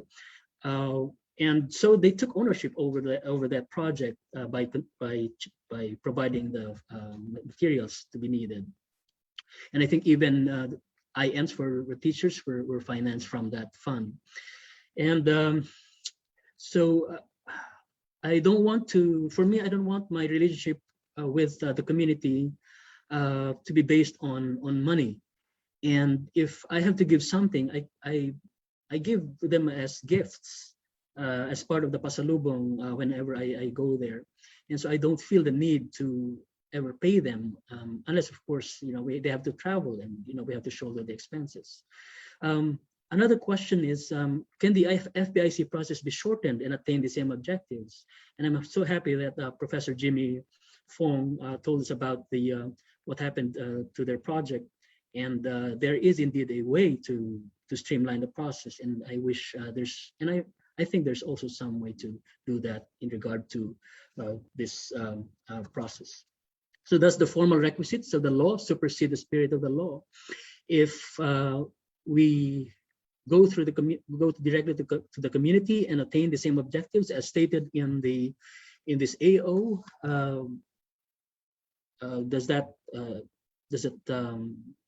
is that valid or is that acceptable to the NCIP? Also, does obtaining formal permission directly from the community constitute a violation of law? We bypass the NCIP. Is that a violation of law? And if so, are there penalties? Are there punishments that researchers like me have to prepare for? And finally, how can the NCIP and the academe thresh out issues like this? Can there be room for compromise? So as I said, this might be simplistic and dumb questions, but these are questions that I think we need to pay attention to in order to perhaps do away with some tensions created by this long process as stipulated in our guidelines. So there are lots of takeaways and from this project, and I share some of the observations and reflections of the two professors that talked before me. And one of the things that you realize when you do language documentation is that it's really a race against time. Every year an elder dies, and it's heartbreaking to note or realize that the whole library of oral tradition goes along with his death or her death. And language documentation is also a form of resistance and affirmation, resistance to outside influences that may be deleterious to the culture. Say, for instance, even the spelling of the name, Vanaw, for example, is an act of affirmation to be faithful to how we actually say words, and therefore maintain the integrity of our language. And another realization I had, and I'm sure all other researchers have this realization, that when you do language documentation, there are other research trajectories. Like, for example, here I just note some of these. So when we did, and as we are doing language documentation of Binanao, it leads to some other topics or areas of knowledge that are quite that need to be documented, and it's quite overwhelming when you come to think of it. And sometimes you just have to pause and just focus on one top subject one at a time. But there are times though that when you realize that your visit in the area, maybe the last time that you'll ever see some of the culture bearers, you're really compelled to document as many areas of IKSP as possible. So I could go at length to discuss this, but we have no time. One of the areas that the trajectories is, of course, documenting the genealogy, and I was really happy about the things this part of the project, because we have young people realizing, oh, okay, so this is where they got my name. And then when they mention names, people tell stories about them. And so it keeps the traditions alive, keeps the stories alive. Another thing, some of the other realizations I made, and maybe some of our younger researchers can also reflect on this, is that when you have forms like a word list taken from the SIL, you might realize that when you do the actual interview of your participants or your informants, it may not be sound to stick to the forms. Like, for example, just like as experienced by the other researchers, when we interviewed Monroe Taclawan, we started asking, what's the word for this, what's the word for that, and he was quite bored, and he wanted to tell stories, and so that had to be recorded as well, because that's part of the language. That's where we can also elicit lexical items. And the files, we need to secure our files in several modes. I lost many of my files one time, and so that kind of stole the project. Out of frustration, I stopped doing anything about the Vanaw for over a year, until Professor Michi Yunena Reyes encouraged me to work on her project. And then tools as well. I wish I had realized earlier that I can actually use the SIL Fieldworks Language Explorer to facilitate the encoding of my data. And so I have to re-encode each lexical item individually through this. And but it's a really useful tool, and for other researchers, you might want to explore these as well. We have WeSay as well for encoding or storing lexical items. And funds, I just realized that if you want to do something like this, maybe it would be good for you to seek funds from certain funders in order for you to avoid certain difficulties like I had during my field work. All right, so as I said, there are still lots of things to be documented regarding the Vanaw culture, and we hope to work on these some more later on. Which leads me to the final part of this talk. Now, Indigenous community protocols are of paramount importance in doing research among Indigenous communities. Certain government laws like the IPRA and guidelines like the NCIP A01 series of 2012 are ideally legislated or set up to help keep IP communities from exploitation and our Indigenous traditions from bastardization. The Vanaw language documentation project may be regarded as procedurally flawed or even legally questionable in some ways, but it has achieved or has been geared towards achieving the same objectives as stipulated in the aforementioned AO. I leave it to your judgment as to the ethical assessment of this project, and hope that we in the end can somehow find a compromise to the effect that scholars and researchers will do research in our Indigenous communities without having to think of bypassing some legally constituted government authorities or institutions. I preface this lecture with a narrative of death and dying, and so I would like to end with a personal message of hope. These are my children, Vashtai Nicole, whose Indigenous names are Kaplaan, the Bontoc name, my mother's tribe, and with that, a Vanaw name or Binanaw name, and also Josiah, whose Indigenous name is Anivian, which happens to be the native name of my father. I took them in my last fieldwork in Vanaw in 2019, where they had the chance to learn how to dress a native chicken with our relatives, meet a deer captured by the very funny cousin, Glenn Monassen, who named it Snooky, possibly after a one-time famous Philippine actress, enjoy the Salton River at both its turbulent, murky moment and its calm turquoise state. I tagged them along with me, like my father used to do when visiting his village, primarily because I wanted them to know their roots, to which they must return again and again. I wanted them to know that their native names are badges of honor.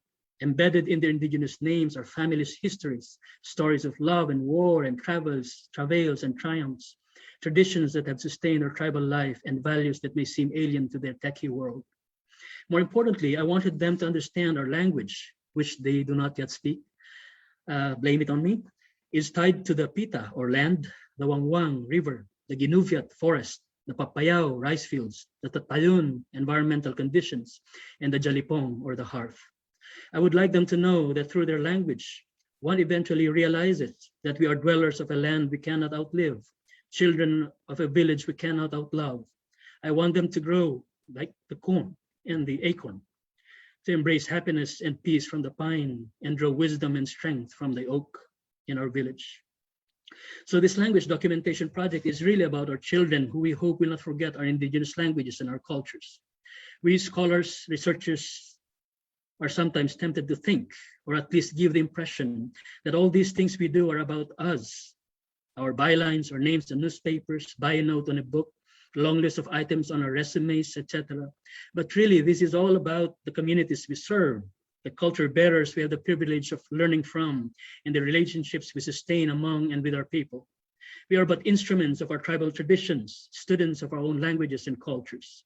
After all the work we do, we can only hope that when our elderly culture bearers will join our ancestors up the tribal mountains, they will not be nameless.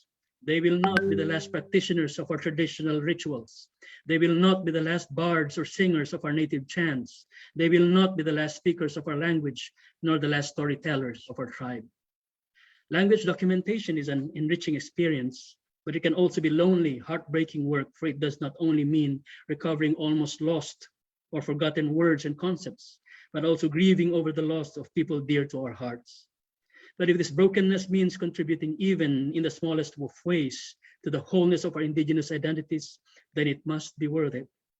Dr. Lawrence Reed's challenge for us to document our own languages and cultures remains. Who else, indeed, will take up the challenge? Yamanon ta inano-anutan yun nandiyon kanhapon.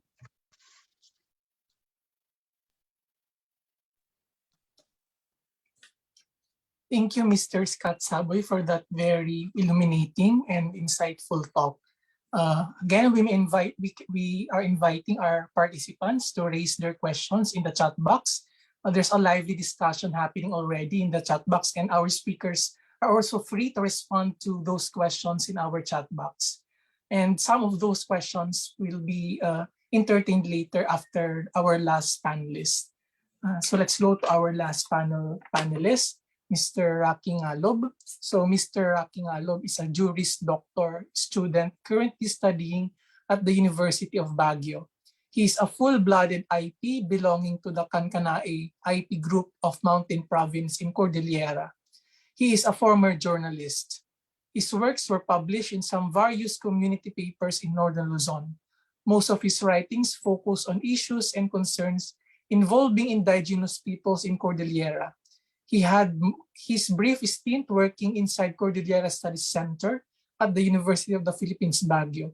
Part of his advocacy work is a paralegal volunteer for the indigenous peoples. He believes on the unorthodox view that the ancestral domains in itself are nations, complete with its peoples, governance seen through IP's respective indigenous political structures, well-established territories defined by the IP's traditional boundaries, and sovereignty as manifested by the sustained ancestral domain's existence that predates any written laws and forms of government introduced by the white men. So let us welcome Mr. NGALOB.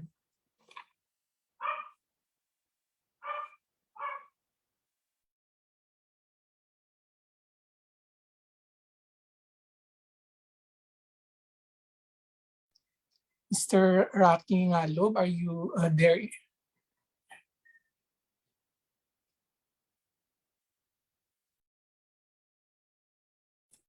Ayun. Rock. Hello. Yun po. Okay, allow me to share screen.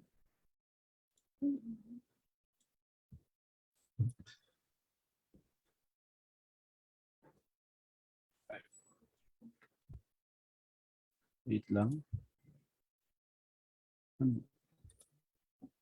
Ayun, pleasant good afternoon to everybody. It's a pleasure to be joining this conference before the sector of the academe, before mga idols sa researches within the University of the Philippines, Baguio. Ayun, I was tasked to to present a case analysis on the implementation on FPIC insofar as research is concerned.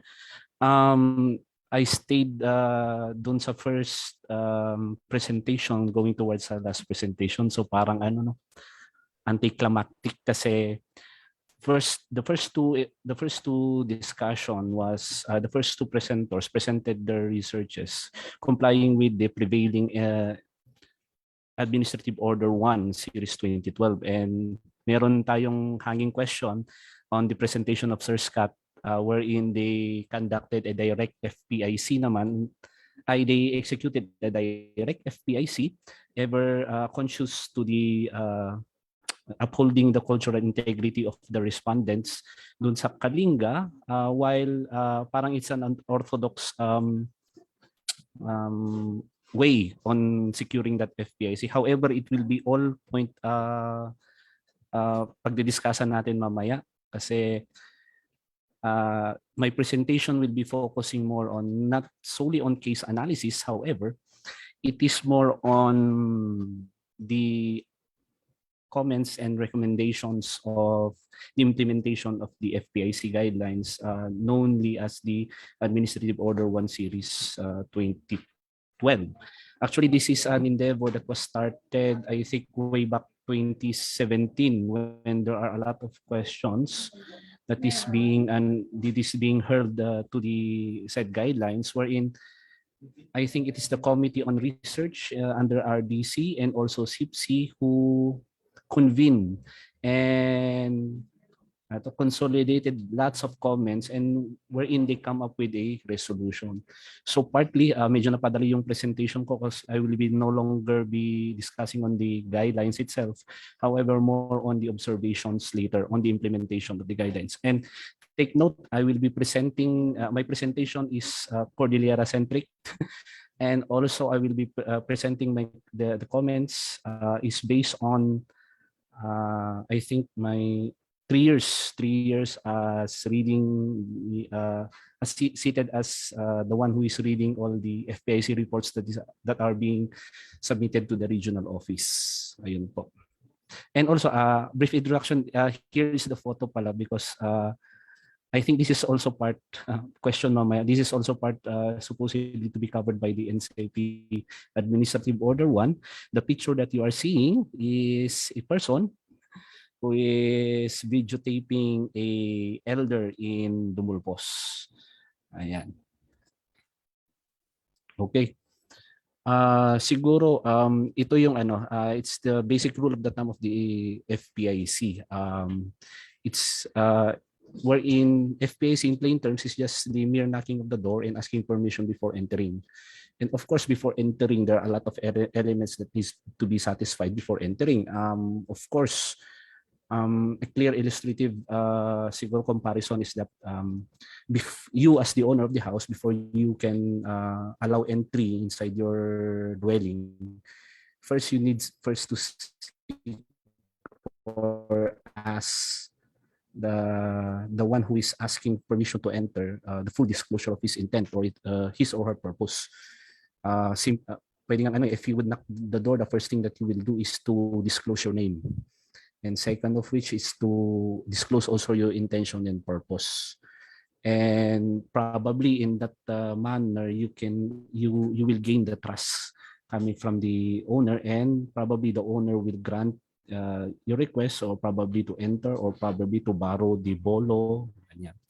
So this, babalik tayo dito. This is the plain rule of the thumb of the FPIC, the concept of FPIC. However, it is much more complex because there are existing and prevailing guidelines as mandated by law.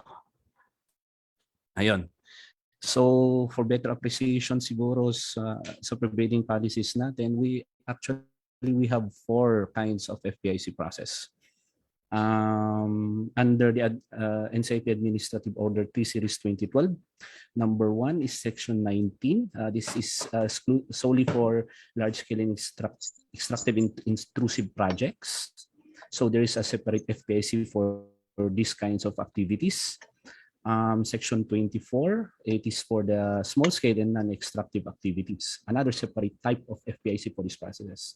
The exemption of Section 24 is Administrative Order 1, Series 2012, wherein it covers implementation of customary laws and indigenous knowledge systems and practices. This is the exemption. This is the guidelines covering FPIC on research is actually the exemption of the more rigid FPIC process. Another type of FPIC process under the same guidelines, Administrative Order 3, is the validation process. Here in the validation process, it presupposes a certain project or a certain endeavor, there is a consent. There is now already a consent. And the only activity that needs to be done is to validate whether or not the consent was intelligently given, or it is where when that consent was given, it was not true in them. So we have for better appreciation of these different kinds of FPIC process, let's browse on the flow chart para makita natin yung differences niya. This is the flow chart for the for FPIC process for extractive and intrusive large scale activities. As you can see, it is quite rigid. It has many levels. It has many meetings. Dapat lang siguro, because this is for activities which are extractive industries, and those that overlaps massive parcels of land within the ancestral domain. The next, if you notice, kasi one of the comments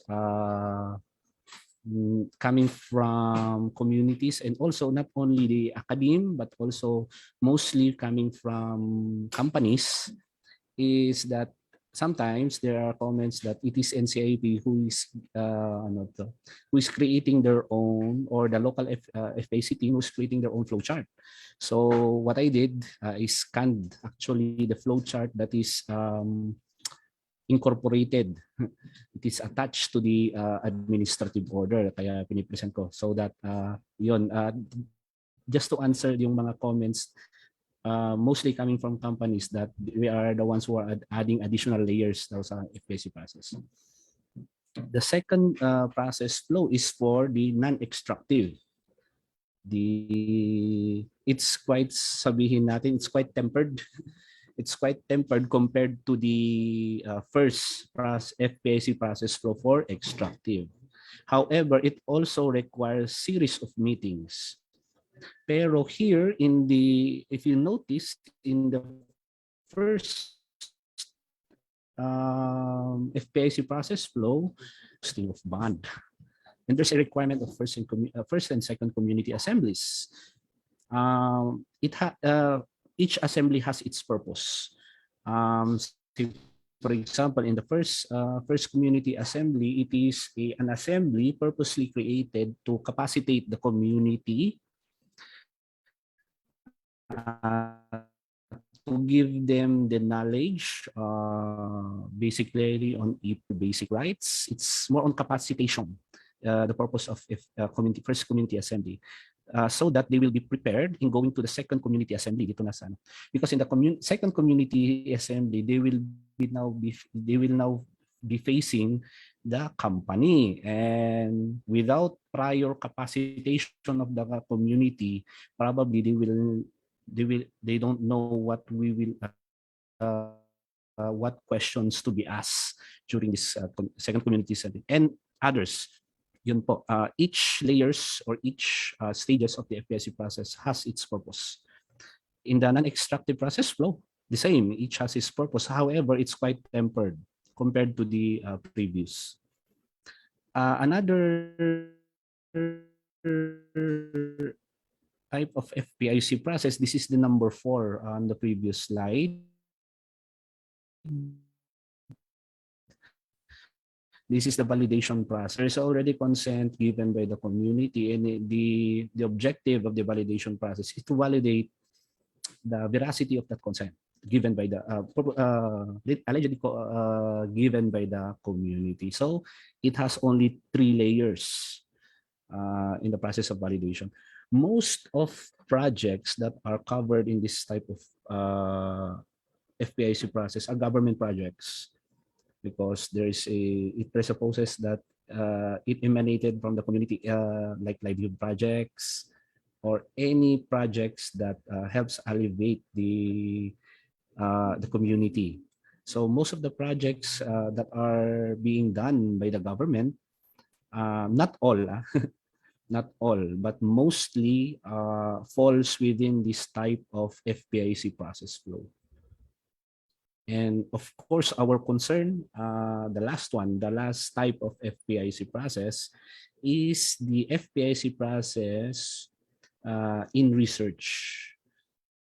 Actually, what you are seeing right now is a tempered. I think it is the tempered process in NCIP CAR. It's good that it was discussed by Sir Jimmy Fong earlier, that there was somewhat internal arrangement between them and also with the FPIC team. Because if you would apply strictly the Administrative Order 1, Series 2012, the FPIC on researches, it merits, wait lang, ito, the conference disclosure. It expressly stated in the administrative order that it will be a separate day or separate date from the giving of consent and also to the signing of the MOA. So would you imagine that if you would apply strictly the FPIC guidelines on research, it merits 3 separate assemblies coming from the community. One assembly is for the purpose of disclosure. A second separate assembly will be the giving of consent. Why? Because during the disclosure, the communities cannot automatically give consent. And it is custom that those who join the conference and disclosure need also to relay the information given to them to their fellow constituents, that the IPs. And from the consensus building or decision-making process, they will deliberate between and among them whether or not to consent or to reject the proposed research. So, kailangan, that's the wisdom behind the provisions of the NCIP guidelines. So it stated that it is a separate date. The conference and disclosure is a separate date from the resolution of consent. The same also to the signing of MOA. There are purposes why was it crafted that way. However, I take cognizance on the comments earlier. I think it is a very good discussion later. Ayun. Pero I am just giving the background and the purpose, the wisdom behind such requirement in these stages of FPIC during for researches. Yeah. And also, I take note pala on the facilitating factor given by Sir Fong earlier. Yon. Yes, it is. There's a facilitating factor in the posting of notices, because posting of notices is a requirement. It's actually it is an express requirement in the guidelines, because you are conducting assemblies, wherein the purpose of posting of notice is to inform the indigenous peoples that there will be an assembly in this venue, wherein a certain agenda will be tackled. Yun po. And all of this, actually, these stages of FPIC process, if you would apply strictly the FPIC guidelines, these stages of FPIC process merits prior posting before any conduct of any assemblies. So you see, going through the provisions of the AO1 guidance, quite somewhat it's rigid, but however, if you hate, siguro not siguro hate, but if you see these guidelines as difficult, how much more dun sa FAC guidelines on extractive. So everything has its purpose. However, again, it is part ng discussion natin earlier, and also I will be giving comments and recommendations later. Ayun, siguro a brief background lang on the stages of the FPIC process. One of the facilitating factor during my time at the regional office in understanding the research itself is that the submission of the application. It really aided the one who is reading the research proposal if the application was submitted personally. Because it is the researcher who will explain. It's not that the one who is reviewing or the one who is evaluating is tamad na magbasa, pero it's more on it's for the researcher to explain for the appreciation of the one who is evaluating, because sometimes you should understand where NCIP is coming from. Most of its personnel are not inclined on conducting researches. Ayun. So it helps if the application was submitted personally, and it will be explained face to face with NCIP for the appreciation of the research. Because sometimes there are a lot of research proposals wherein at first glance it is covered by the guidelines on FPIC. However, if you would go through the details of the research, the same is outside pala. Say for example, I think one example is that from the title itself and from the abstract, it used the word kasi the term indigenous, wherein documentation of indigenous plants in a certain area in Benguet. Now, at first glance, you would conclude that it is covered under the NCIP guidelines. However, after conversation and after going through the documents and question and answer to the applicant, it was concluded that it is not covered by the guidelines, because the research is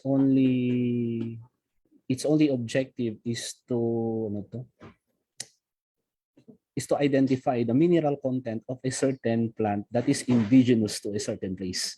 So it is not actually IKSP. Yun yung mga ganon. And sometimes it helps a lot if the researcher would explain that to NCIP.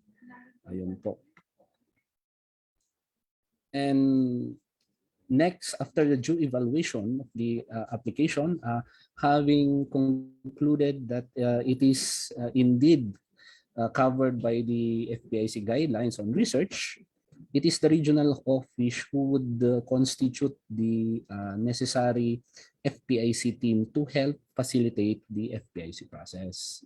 So from our previous speaker, it was discussed earlier that there is a FPIC team who accompanied them in the conduct of their FPIC process. Also, it was pointed by Sir Jimmy Fong earlier, the crafting of the work in financial plan. Yes, it is very important also, because it is here where you can strategize. It is here where you can set schedules for your assemblies. It was mentioned earlier on the conduct of piggybacking ride-on activities to help facilitate the process and to help ease the financial constraints of the researchers. It is here in the crafting of the work in financial plan. Dito mangyayari po yan. Actually, it is here also negotiations and strategizing will happen. It is here where NCIP can go through its schedules if there are activities that wherein it is an assembly of the community, ira-ride on nila si researcher to help ease the financial burden on the conducting of the said assembly. Dito po nangyayari ang strategizing and also partly negotiating. Ayan. It is here in the work in crafting of the work in financial plan. Conference and disclosure. In conference and disclosure, of course, it merits first prior posting. 7 days before the activity, there should be a posting that will be conducted. It is not the researcher who will do it. It's the NCIP. It is also the duty of the FPIC team to conduct prior posting for the said conference. Why? Of course, because it is the community. I think it is not a debate that IKSP is a ownership of IKSP is large solely to the community. We all know this, that IKSP as a form of ownership is sui generis. It is owned by it is a private ownership, but collectively owned and enjoyed by the community. So in the conference and disclosure, the ones who will be informed generally supposedly is the community. So kailangan ng prior postings. Ayun. And on a separate date, if you would apply it strictly, on a separate date, those who attended the conference and disclosure should be left alone, and for them to talk and among them through their custom the proposed research, and they will give their consent, and they would notify NCIP whether or not they would reject it or they would consent to the proposed research. Granting that they would favor the research, they would notify NCIP and they would execute their resolution of consent. And going towards the MOA na to. And in the resolution of consent also, after which negotiations will, kasi di ba you're asking entry inside the house. So wala pang mangyayari dito na research actually. They are just giving you the green light to enter the domain and to conduct your research. They will also set parameters during the negotiation, which will be embedded in the MOA. They will also set limitation on what information that they would disclose, and how are you going to utilize it. Sila yung magsiset ng limitations noon. That will be during the negotiation, and as a product of the negotiation will be the MOA, the Memorandum of Agreement. Yeah. Of course, after the resolution of consent, signing of the MOA, the report will be submitted to the region subject to the review of the regional office, and after the favorable recommendation coming from the one who is evaluating, the regional director will issue the certification precondition. At dito lang, it is only in this stage, upon the issuance of the certification precondition, technically, as enshrined in the guidelines, wherein they are to conduct his or her research. Ayun po. However, in reality, because of the peculiarities, there are compromises that are happening. A perfect example is what Sir Jimmy Fong disclosed earlier. The conference and disclosure, the resolution of consent, and the MOA signing will through compromise can be done in one day. Hindi na siya separate 3 days. Ganun. So there are compromises that are happening naman to help facilitate the conduct of the FPIC process. Ayun. And most of the compromise that is happening, it's for if the situation is that the researcher is an insider. Ayun. And also a known individual of the community, not necessarily an IP, but a known individual of the community. Later, ayun. General features of the NCIP AO1 2021. Yes, it promotes collectivity because it is in these guidelines wherein ancestral domains classified as one single unit. And as one single unit, they will collectively decide whether or not to consent or to reject the certain research proposal. However, iba yung nangyayari din sa practice because certain peculiarities and situations. Yun. It promotes full participation of the AD holders. It recognizes that the IPs are the culture bearers and holders of the IKSP. Yun. It promotes collectivity, and that because they are the owners, they are the ones who will give consent. However, in practice, there will be company done. Kasi minsan, it's quite rigid, di ba? And it's quite daunting sa isang researcher, particularly if the researcher is a student. Yan. Also, number two, there is uniformity. We can say that this is probably a strength of the prevailing guidelines, or probably its weakness. Uniformity. We have to consider that the FPIC guidelines, I think this will answer yung question, the query of Sir Jimmy Fong earlier when there was a question, a legitimate question, what if IP din yung researcher? There is uniformity in the FPIC guidelines, where in the FPIC guidelines kasi was crafted looking at the IPs through the national lens. So it did not consider the situations on relativity, wherein for me, in my own personal opinion, the situation that was asked by the colleagues of Sir Jimmy Fong to our central office, that question arose because of the peculiarity of CAR. CAR is different from the ancestral domains of Region 3 or the ancestral domains of Region 2. Where in CAR, researchers, students, the members of the academe are the IPs themselves. Compared to other ancestral domains wherein in Region 3, wherein most of the researchers are not, mostly are not the IPs themselves. So for me, dito, there is a, sabihin natin, the problem with number 2 as its weakness of the prevailing guidelines is that it looks at the IP situation on a national scale. It did not, it did not recognize its differences, or sabihin na yan, differences from each other. So we are all, IPs are all made to fit one shoe sewn by the NCIP.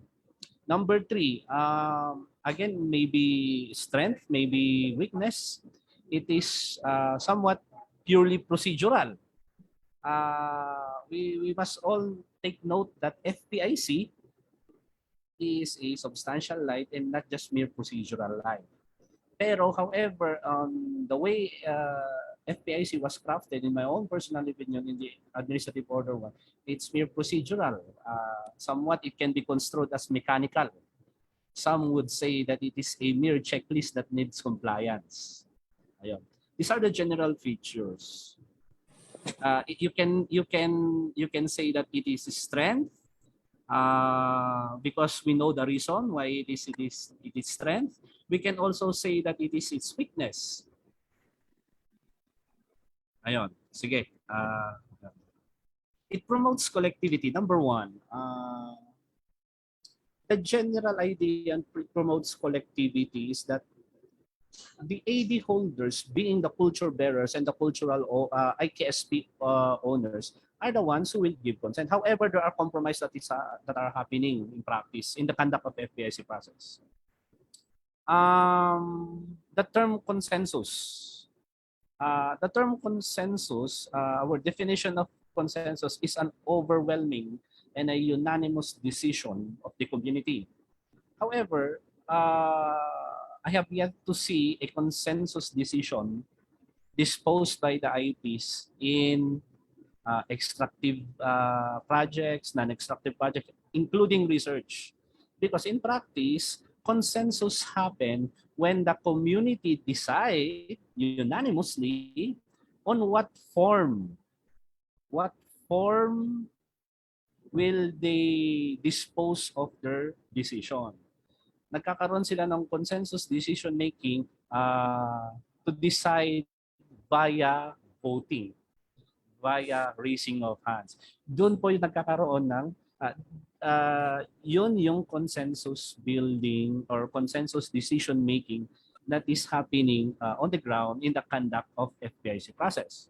Another is that it is also a consensus building wherein the IPs themselves, through a consensus, through the assembly, they would pinpoint, they would appoint, or sabihin natin, they would select representatives who will later on be dubbed as elders leaders to negotiate, consent, and probably sign on their behalf.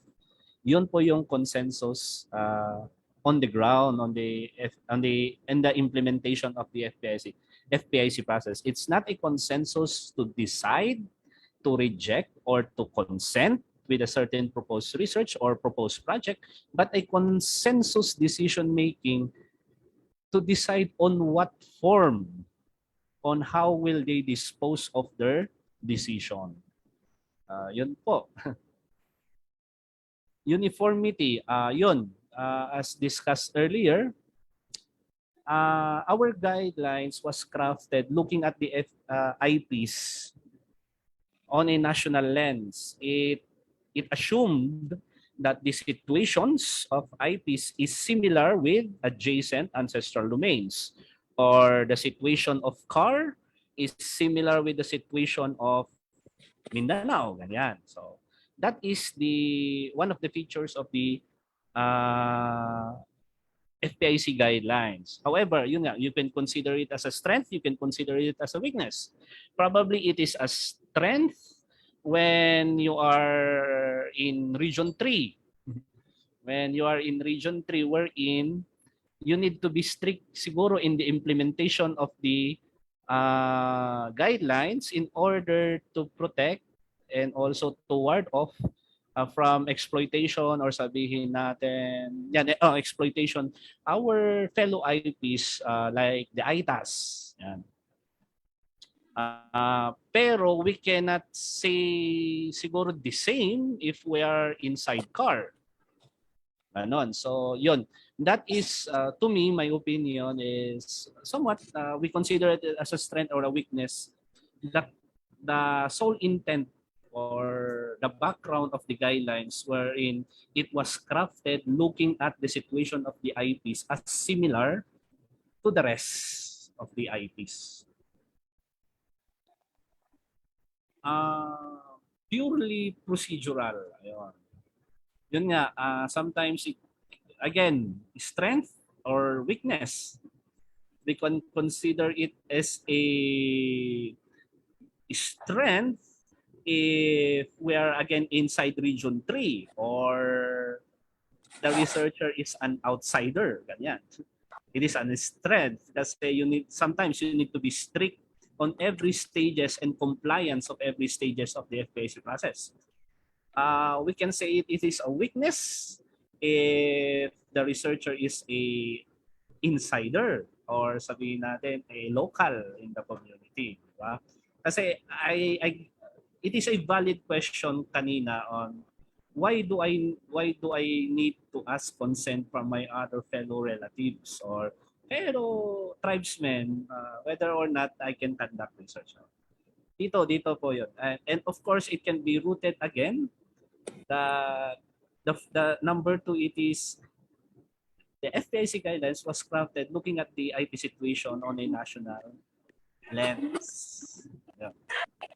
And sometimes, because it is merely procedural, it is sabihin natin, nakikita na lang nila sila as mere checklists. It is now undermining the fact that FPIC is not only procedural but also substantive right reserved to the indigenous people. Siguro in sum, I think Kasi ito yung issue talaga eh. The issue of the insider and the outsider. Wait lang. In the issue of an insider, there's different treatment of the community. As to the implementation of the guidelines for an insider, it's quite relaxed. However, for an outsider, the community is very assertive. May duda sila if outsider yung nagkakandak ng research nila. Much more if that outsider nga is non-IP. Much even more if yung the one who is conducting that research is hindi Filipino, ganyan. Case-to-case scenario, different yung treatment sa different din yung treatment din sa other ancestral domains. Like say for example, in Region 3, there is a strong IPs tend to be more assertive in FPIC if they see the researcher does not share their own shade of skin. Ganyan. As to number 2, as to the entry to the ancestral domain for an insider is quite welcome. However, for an outsider, it is strict. As to securing consent, for an insider, it's quite relaxed. Pero for an outsider, hesitant ang community in giving consent. May duda-duda pa yan. However, in CAR naman, since 2017, I think only one was rejected by the community. Only one research was rejected by the community. The rest, smooth sailing naman.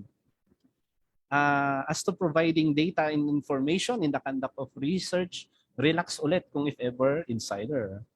Kung outsider naman, hesitant sila. May nagdududa. Minsan nga, there are stories wherein hindi sila sisiputin kano. Ganun. In times of fault, ito naman, when the research is already done, nagkaroon na ng data gathering. However, during the validation process, there are sabihin natin unforeseen errors, ganyan, uncontrollable errors. For an insider, assertive ang mga IPs wherein they would correct the errors. However, they are forgiving. But for an outsider, assertive sila but less forgiving. Ayan. Iyon yung common observations in comparison to a researcher that is an insider and outsider going through the FPIC process using the prevailing guidelines. It is observed that the IPs host communities are far more accommodating and welcoming to the if the researcher belongs to the locality or one of their own. This can be anchored by the IP values of oneness to their fellow kin inside the IP community. These values of oneness sometimes extend to adjacent ancestral domains within Cordillera.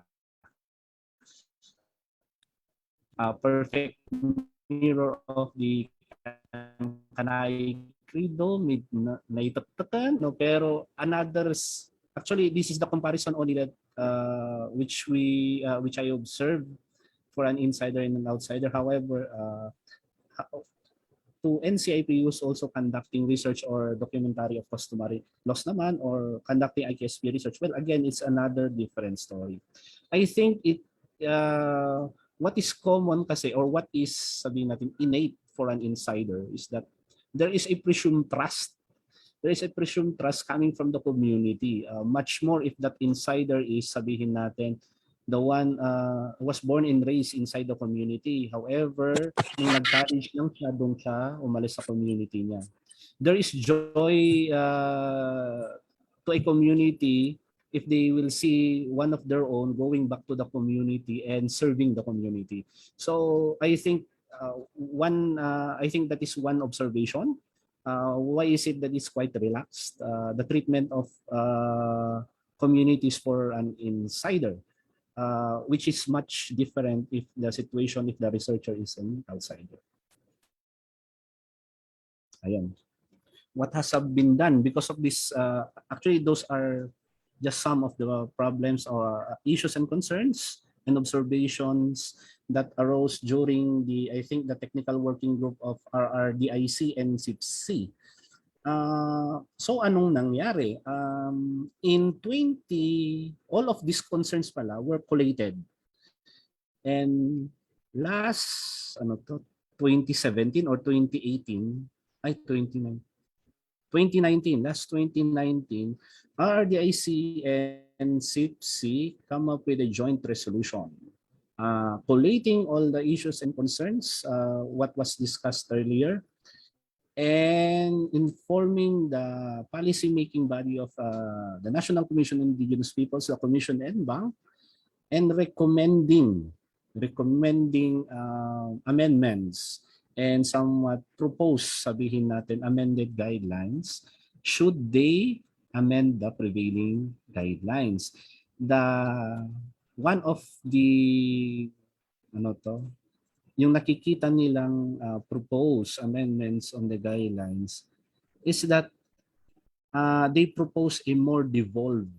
Ito FPIC lang FPIC lang sa research, a more devolved FPIC process for research. They envisioned FPIC process which will emanate from the ancestral domains to be crafted by the IP domain holders themselves, akin to the IPMR selection guidelines of NCIP. They are looking at that possibility, wherein you would give the ball to the community. Okay, you craft your own guidelines in matters of research, based on your customs, based on your peculiarities, on how will you dispose of your consent, at sila na mismo yung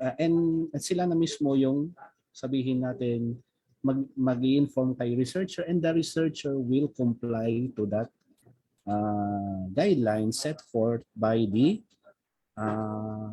ancestral domain. Kasi as discussed earlier nga yun, babalik at yung concern that the FPIC guidelines was crafted yun nga using the national lens. So CIPC and RDIC propose a more devolved process, giving the ball to the community. Yun. So ayun actually yung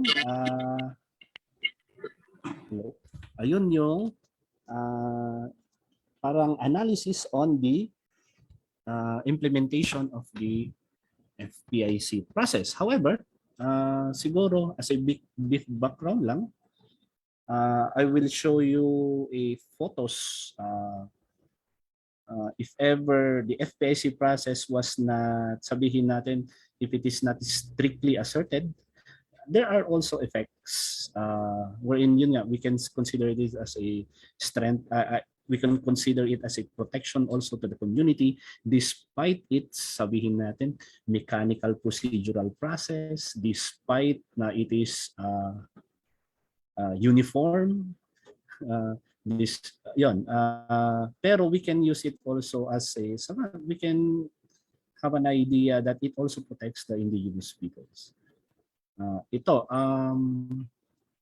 These are covered by the FPIC guidelines because in the FPIC guidelines on researches, all that pertains to ITSP that will later on be published and will be consumed by the general public are covered under the FPIC guidelines. Obviously, these narratives on the indigenous peoples here in the north did not go through the FPIC process. Ayun.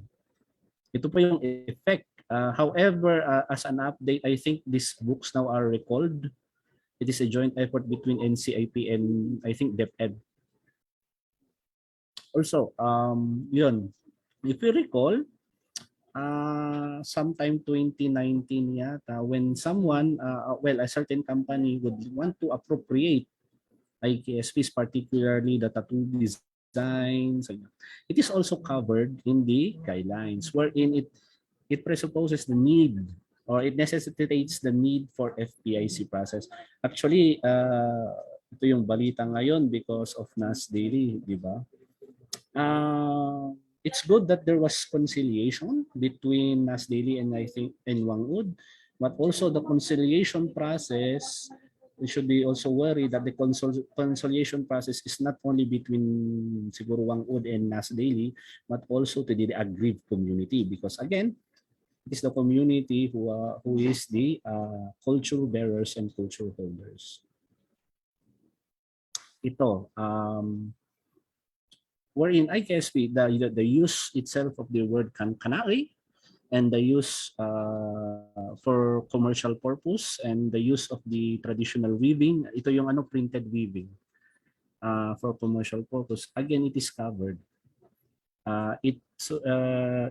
It requires the conduct of FPIC before any appropriations outside its intended purpose, outside its traditional purpose can be made. Ayan. For both NCIP, like the sandal, and I think the fabric that is printed, and the one who is selling it, 5 cents up, they were issued show cost orders. Ayun. And also, sometimes it it changes identity.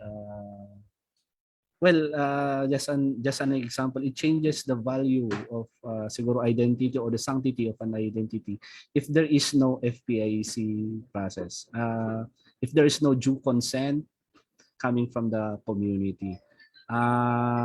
Hindi ko kapanahunan yung left picture, pero I've heard, hindi ko rin napanood yung movie, pero I've heard daw it created ripples of effect daw sa Sagada when this movie was shown publicly, because it practically reduced the image of an Igorota, because in this movie daw it contains lewd scenes. Yan. Also, in the right picture, it practically fantasized the social class ng mga Bagani. Baganis are real people. However, because of the using of the word for some mere teleserye, it practically na-fantasize yung mga totoong mga tao. Ayun. Yun yung just parang na-share lang. Ayun, yun yung implementation on the FPIC guidelines, and obviously maraming questions. Ayun, agyamanak for Doc Lea for inviting me in this conference and for giving me the challenge, and I hope I gave justice to the topic. Thank you po.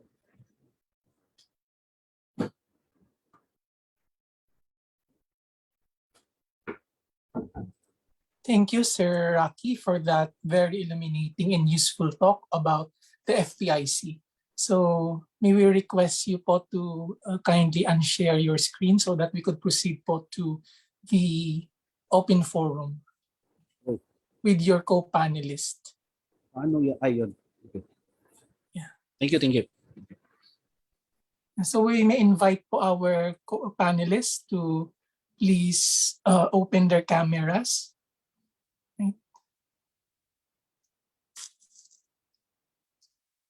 So thank you po again for the panel, for that very wonderful, illuminating, useful discussion of indigenous languages and FPIC. We have so many questions, and we are overwhelmed with questions in the chat box and in the Facebook page, but I've collected and I've merged some of the important questions that perhaps you could address as a panel. Let me first go to this question, which any one of you could respond to. How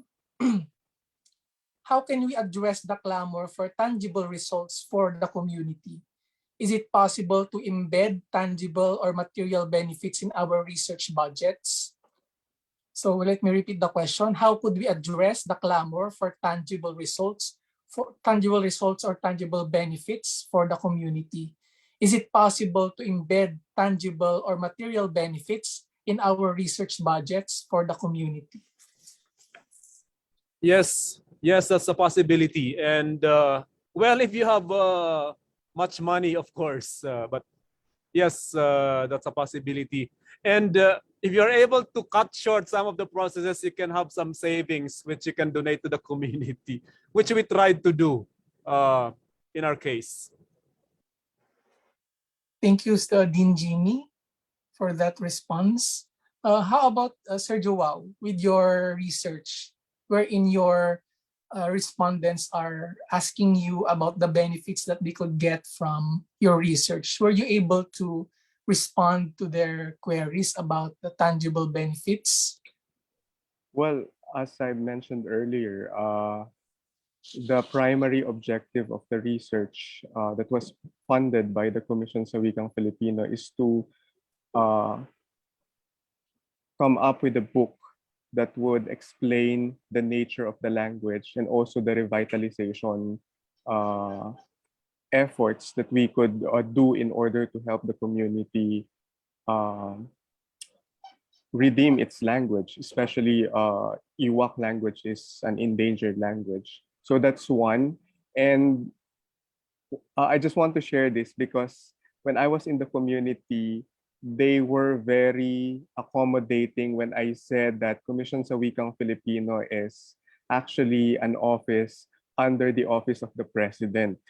So parang it gave them parang somehow hope, quote and unquote, to tell me all the problems, not only about language or the revitalization, the possible revitalization step that we can do, but also the economic, social and political problems that they were experiencing during that time, 2018. So I just told them that maybe in the future, if perhaps a government office or agency would look at the research that we did on Igwa, they will have an idea on how they can help the community. But I did not specifically mention the tangible benefits. You know, kasi nag-expect sila, pwede bang ipapatag yung daan namin, ganyan. I think Sir Rocky can attest to the experience that we had going to the community of Dumulpos. Kasi talagang, biruin nyo, this is a community in Benguet and mararating mo lang siya via, tawag dito, vehicle through Kayapa area. So, malayo yung pupuntahan mo. Walang roads actually from Tinungdan going to Dumulpos na pwedeng daanan ng sasakyan. So, yun yung ilan sa mga gusto nila, inihingi nila na parang mga tangible benefits that could later on siguro maging result nung aming research project. Pero yun nga, as I've mentioned to them, maybe this could be a good starting point for us to tell the world, especially the government, that this is what this group is experiencing in that community. So thank you. How about you, Sir Scott? Did you ever encounter those kinds of questions about tangible results from your research? From our community, Yeah. wala naman ganun na questions. Ang question nga lang na-encounter ko noon is at least from one member of the community, yung how do we ensure na hindi exploitative yung ginagawa nating work. And but as for the some tangible result of the project, I think isa yun dun sa pagdevelop ng pagtulong sa mga DepEd teachers sa pagdevelop ng kanilang IMs, and nakatulong yun sa implementation sa amin kasi nga maging effective yung MTMLE pag relatively monolingual yung community, and hindi kagaya sa pag-implement sa Baguio, problematic. Pero sa amin, nakatulong yung language documentation project natin sa pag-implement ng MTBMLE doon. And so that's something tangible. And I'm also looking into the possibility later of using this or exploring this project as a jump off point for some community, the revival of the dapilan, yung indigenous na sugar, ganyan. Yung pottery namin doon, na neglect na. So maybe, yun ang mga possible offshoots ng project. Kasi, part of the language documentation is to study, for example, yung material culture, mga terms na ginagamit. But hopefully, something can be done. But as for example, yung infra, mga ganyan, ayokong pumasok doon kasi unang-una, or highly organized naman yung group namin, yung tribe. And we have a Vanaw Bodong Tribal Association sa Vanaw Bodong Federation. And we have a community mines, medyo problematic yan. And our congressman is now working on, nasa subcommittee na daw sa Congress, yung paghihiwalay ng aming mining area doon sa 1,338 hectare na forest land namin na declared na national park. And so, yun yung mga tinitinan natin na possibilities. So, yeah. Thank you, Sir Scott, for your response. Any thoughts on this po, Sir Rocky, about including tangible material benefits in our research budgets? Have you encountered those kinds of proposals po for the FPIC process that contain tangible benefits to the community? Usually, yung mga demands on the mga tangible benefits na yan, it comes if the proposed project is not research, if it is extractive and non-extractive projects, it is there where they will demand a lot of infrastructure projects in exchange of their consent, siguro ganyan. Pero as far as kung research naman, I have not yet encountered any a tangible material benefit wherein it is a deterrent for giving their consent. Wala pa naman. Yeah. Thank you for your responses to the question. Let me proceed to another question. Is the question on intellectual property rights considered in obtaining FPIC? So is the question on intellectual property rights considered in obtaining FPIC? Una ako. It is expressed in the guidelines na IKSPs are jointly owned by the researcher and also the community. And if you want to register the said research in the intellectual property office, IPO is also they adhere to that provisions of the law. To our researchers, this is a connected question that I found in the chat box. They're asking whether, if we therefore consider our respondents, the community, as owning these knowledges, these resources, do we include them in our co-authorship? Do we include them as co-authors for our publications? What's your experience about co-authoring with them? Or have you experienced co-authoring with them as a result of the fact that they are supposed to have intellectual property of their IKSP?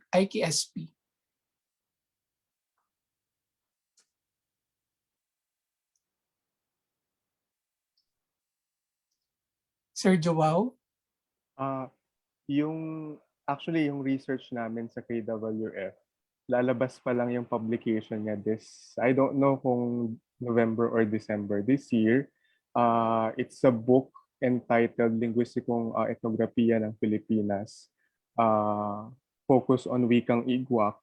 At ako personally, nilagay ko na ang may akda noong book na yon ay yung pangalan ko at mga katutubong Igwak. So yun yung nakalagay doon sa aking kung gusto niyo po ng kasi pinadala nila sa akin yung complete na anong tawag dito, yung na-edit na nila, parang nakabook na siya, and then in-revise ko lang siya 2 weeks ago, tapos binalik ko ulit sa kanila. So talagang nakalagay doon na kabahagi sila ng aking pananaliksik kasi hindi lamang sila nagbigay ng impormasyon pero naging involved rin sila sa proseso ng pangangalap ng mga datos, and at the same time malaki talaga yung bahagi nila doon sa research project na yun.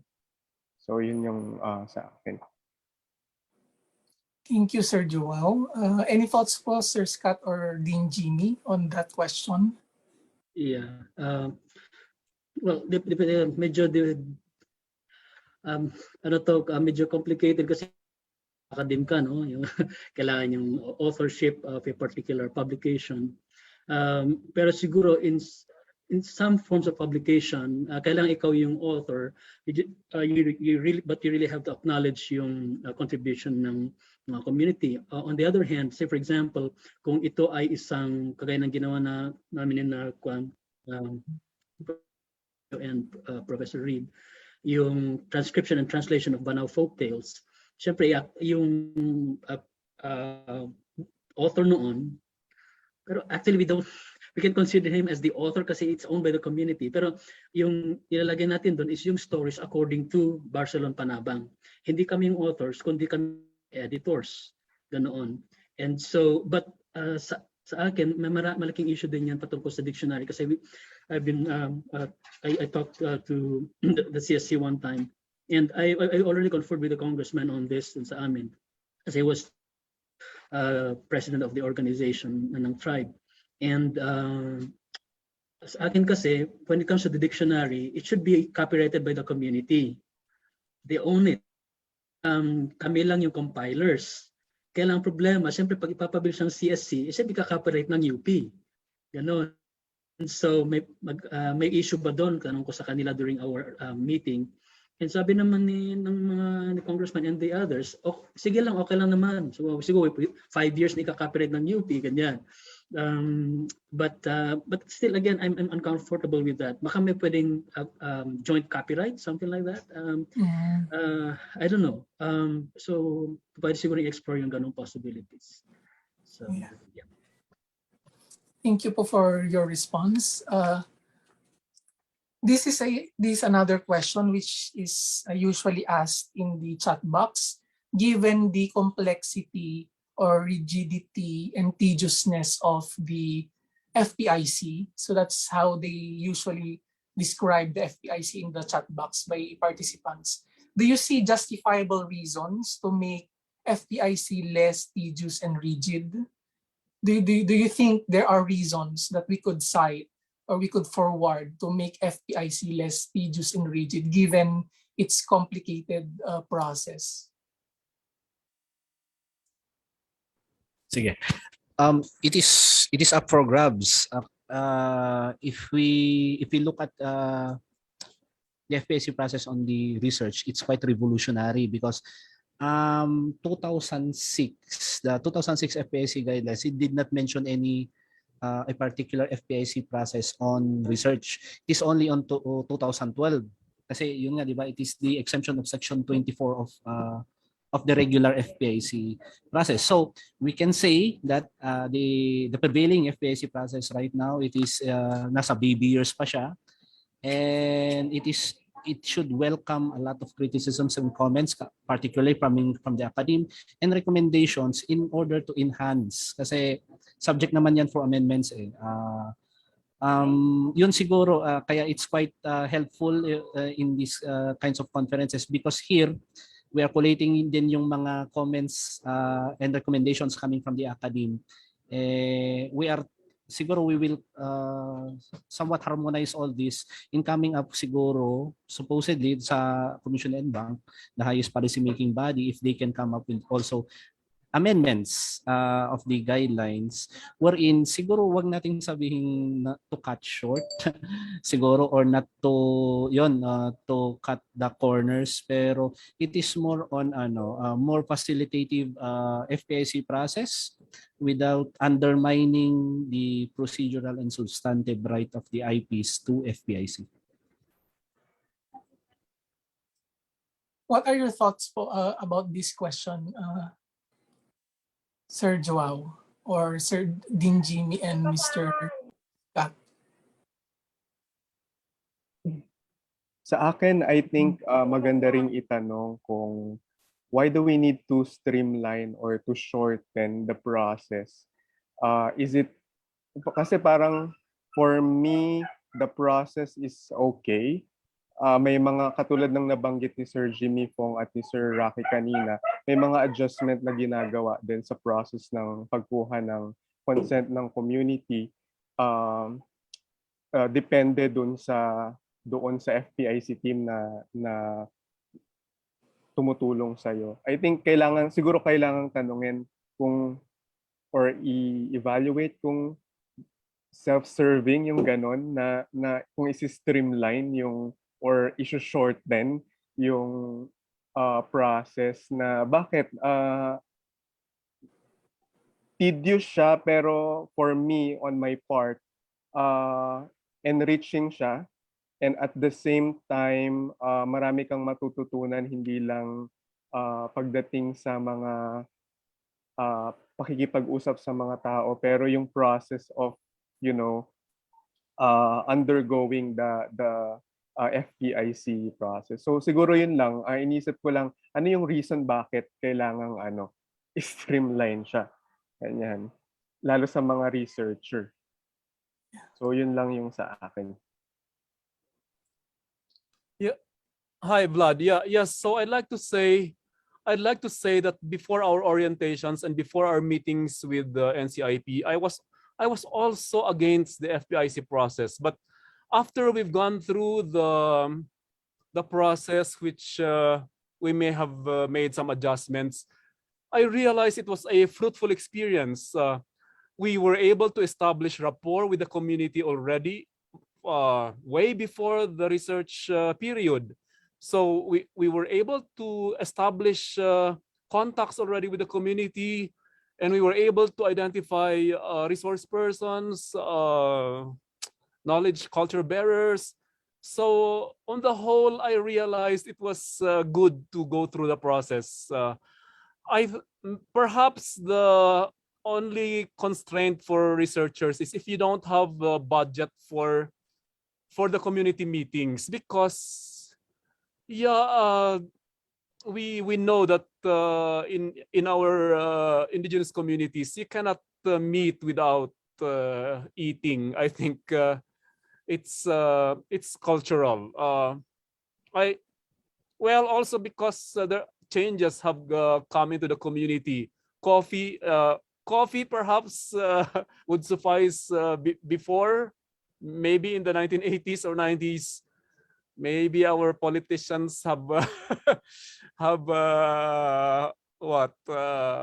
spoiled our communities because every time they meet, they need to butcher a pig. But it has become a cultural standard to butcher something during community meetings. So maybe this can be the prohibitive part of the process. But the process is really fruitful for us.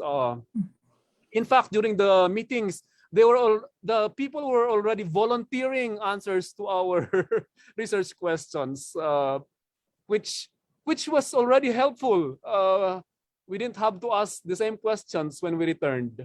So despite the perceived tediousness of the process, it is really helpful to the researchers than not in general. So yeah. Thank you, Dean Jimmy. Sir Scott, do you have thoughts on this? Well, I Did you think experience? Raki already talked about that. But I just would like to say it's from Jimmy and JOAO's experience. Parang gusto ko rin to go through the process later siguro. But siyempre sa aming community, hindi na because we're also one need sa Kalinga is a complete linguistic mapping kasi there are at least 44 sub-tribes, and the SIL identifies only 7 languages. Now 8 including Vanaw. Pero I'm sure there are a lot more languages there. Wala kasing complete na linguistic mapping. And so siguro halimbawa if we do the sa SOG na language dun sa Balbal and some others, I might as well try to go through the process, but I'd still go for negotiating for some compromises, halimbawa sa mga pagbabayad na kung ano. Because sa akin kasi pagdating sa halimbawa sa language documentation, yung own community should take ownership over the project. At one of the ways they can do that is to handle, for example, yung pakain sa community, yung mga gastusin na ganyan. So, unless of course, kagaya sabi ni Professor Fong, marami kang pera, pwede siguro. Pero ako wala. Thank you, Sir Scott, for your response. I want to entertain questions that are directed to some speakers. So let's go through them in the chat box. Here's a question for Sir Rocky from Sir Wills Castro Paliarca. It's about the IPRA. Regarding the concept of time immemorial in the IPRA, how far in historical time is this reckoned? Before the arrival of Spanish colonization? I raised this question in relation to the ancestral claims to lands. If a people settled an area, for example, 200 years ago, can they claim ancestral rights to the area? If a community that has been thought to be indigenous to an area is later found out to have migrated there 200 years ago, does the same community lose their rights to invoke ancestral rights to land? These issues have implications to claims of royalties, especially for resource extractive projects in areas presumed, rightly or mistakenly, to be indigenous, traditional, or ancestral lands. So ano daw po yung concept ng time immemorial sa IPRA, Sir Rocky? So it's more on the reckoning, for you to claim that it is ancestral land or ancestral domain. We have a case. Actually, it defined. Kasi if you say there is ancestral domain and there is ancestral land, you need first to prove your native title ownership. And in a case, Carino versus Insular Government, it defined the definition of native title. You need first to prove that you have native title ownership before you can assert that you have a ancestral land ownership over that area. And the definition of the native title ownership, sabihin natin there's a reckoning point doon na definition. It stated pre-conquest. So if you can prove or you can argue, and I don't know how can you argue that you have been enjoying or you have been possessing that land, your grandfathers or forefathers have been possessing that land during the pre-conquest time, then you can assert that it is an ancestral land or an ancestral domain. For Cordillera, that is quite easy because you can just argue that we were not wholly conquered by Spain, because if we were conquered by Spain, nawala na siguro yung mga practices namin. So in Cordillera, it's quite easy to claim ancestral land ownership dito sa Cordillera. It is daw yung burden naman is shifted to those who are claiming that that is not an ancestral land. Sila yung nagpo-prove na that is not an ancestral land. It is a different story sa lowlands, kasi in lowlands talaga, wherein most of the areas were, sabihin natin, naging ano na siya, they were issued the Spanish titles, mga ganyan. It is now for the IP's burden to prove that they were in possession, they were enjoying that certain parcel of land during the pre-conquest time. That is the general, parang sabihin natin, reckoning point. Meron isa, if in times of displacement, ganyan, displacement wherein it is beyond their control, or sabihin natin, like say for example, yung mga na-displace ng Ambuklao Binga, di ba? They can claim ancestral land ownership doon sa place na na-relocate sila. It does not need na they need to prove their possession or their ownership during the pre-conquest time. Ayun. Dalawa lang po, pero yung reckoning point as a general rule, you need to prove your possession and your ownership, your enjoyment of the same during the pre-conquest time before you can claim that it is an ancestral land. Because if you can prove that, meaning you have native title dun sa parcel of land na yun. Thank you po for that clarification, Sir Rocky. Here's another question directed perhaps to you. Can we undertake research with indigenous peoples as long as they grant their consent? Or should we still coordinate with the NCIP? So it's the time frame po of working with the indigenous peoples. Can they undertake research with them as long as they grant their consent? Or should they still coordinate with the NCIP? Thank you very much, sir. Nagawa naman ni na Sir Scott. For me, we have prevailing guidelines. If you are talking, if I will answer that as NCIP, I will say yes. You need to go through you need to go through NCIP for NCIP to help you and para ma-facilitate ka in satisfying that FPIC para maibigay yung CP. I will that's my answer if I am talking as NCIP. However, considering din yung concerns ng mga iba that they themselves are IPs, if sa akin, if I would answer that not as NCIP, we look at IPRA.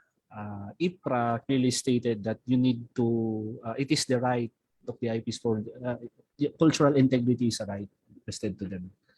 And the guidelines of FPIC was crafted by NCIP.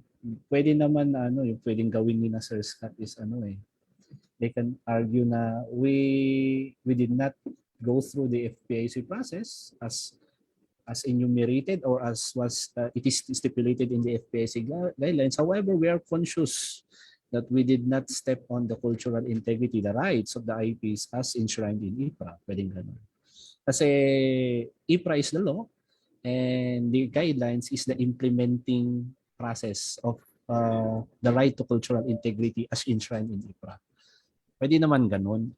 Pero of course, there are a lot of funding agencies or even your research panelists because they are aware of the law before you can sabihin natin, before you can conduct your research, they would require the CP. Actually, marami ng mga funding agencies yata wherein part of the requirement for the grant of a financial aid sa certain researcher, they would need also the CP. And also, pati rin yung mga academe, as panelists ng mga thesis ng mga student, they would require also the CP. Now that you mentioned po the students, may tanong po about can NCIP accommodate students who don't have the monetary requirements to apply for the FPIC? Meron po bang provisions na ganun for students doing their thesis, for example? Meron exclusion sa those students that are excluded in the coverage of the guidelines of the FPIC on research is pupils na elementary daw. Elementary, So partly basic education. Pero yun nga, meron yung question kasi on one forum wherein stating that the FPIC guidelines needs to be updated because paano naman yung can we construe also kasi nagkakandak din naman ng researches, sabihin natin ang mga mga senior highs din natin Can they be also be excluded? Can we construe sabihin natin the provisions of IPRA provisions of the guidelines wherein kasi recently lang itong senior high, junior natin hindi siya 2012, 2012 na-craft yung guidelines. Paano din yon? Parang ganon. Yun yung isang query din. And also as to yung queries din ng financial constraints, no? FPIC as the applicant, parang na lang. Wala siya sa budget ng GAA, no? Parang isipin mo na lang na it's like you applying for a building permit ganyan sa LGU ganyan. It is you who will pay all the logistics.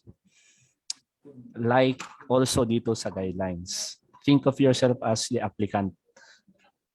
Kaya it's you who will pay all for the expenses because again, yun, hindi to budgeted ng GAA natin, the conduct of FPIC. So all of the monetary expenses is shouldered by the applicant. Thank you po, Sir Rocky, for that clarification. Here's another clarificatory question po from one of our audiences in the FB. Do IP researchers go through FPIC when undertaking IP research also? Yes. So yeah.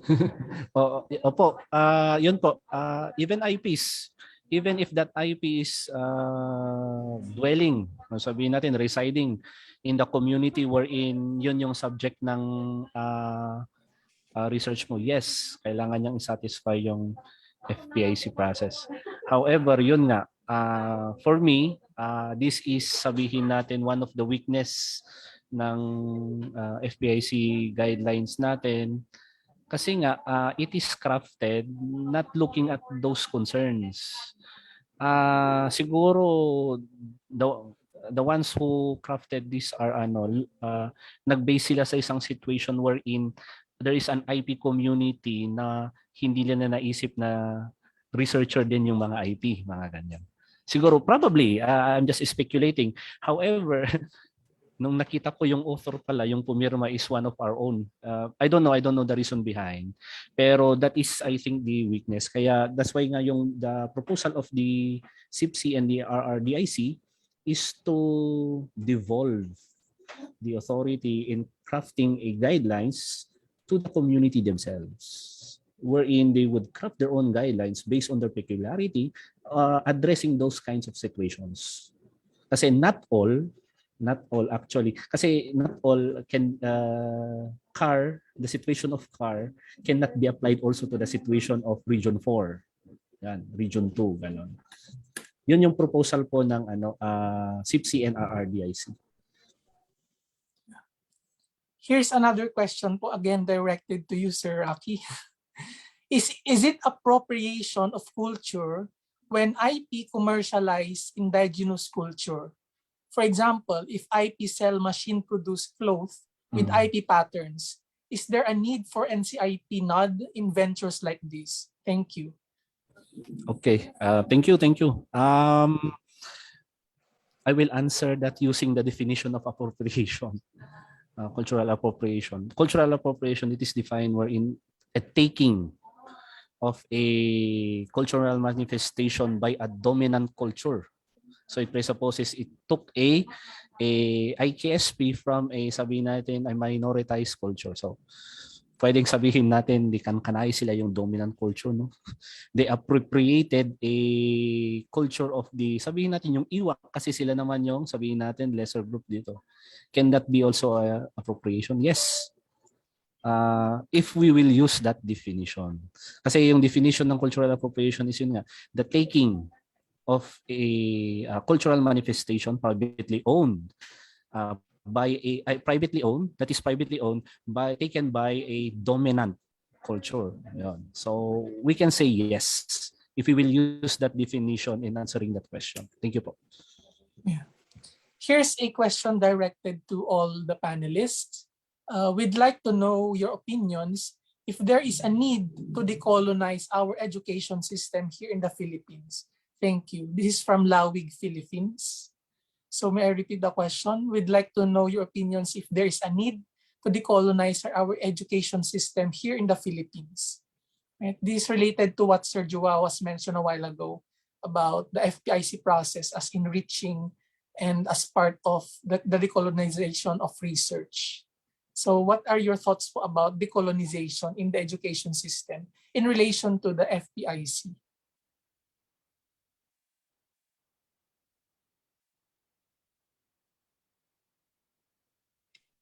Scott.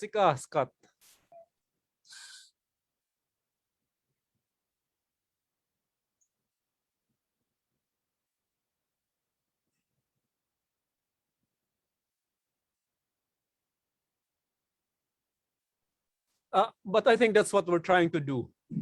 It's what we're trying to do. It's what we're trying to move towards. Yeah.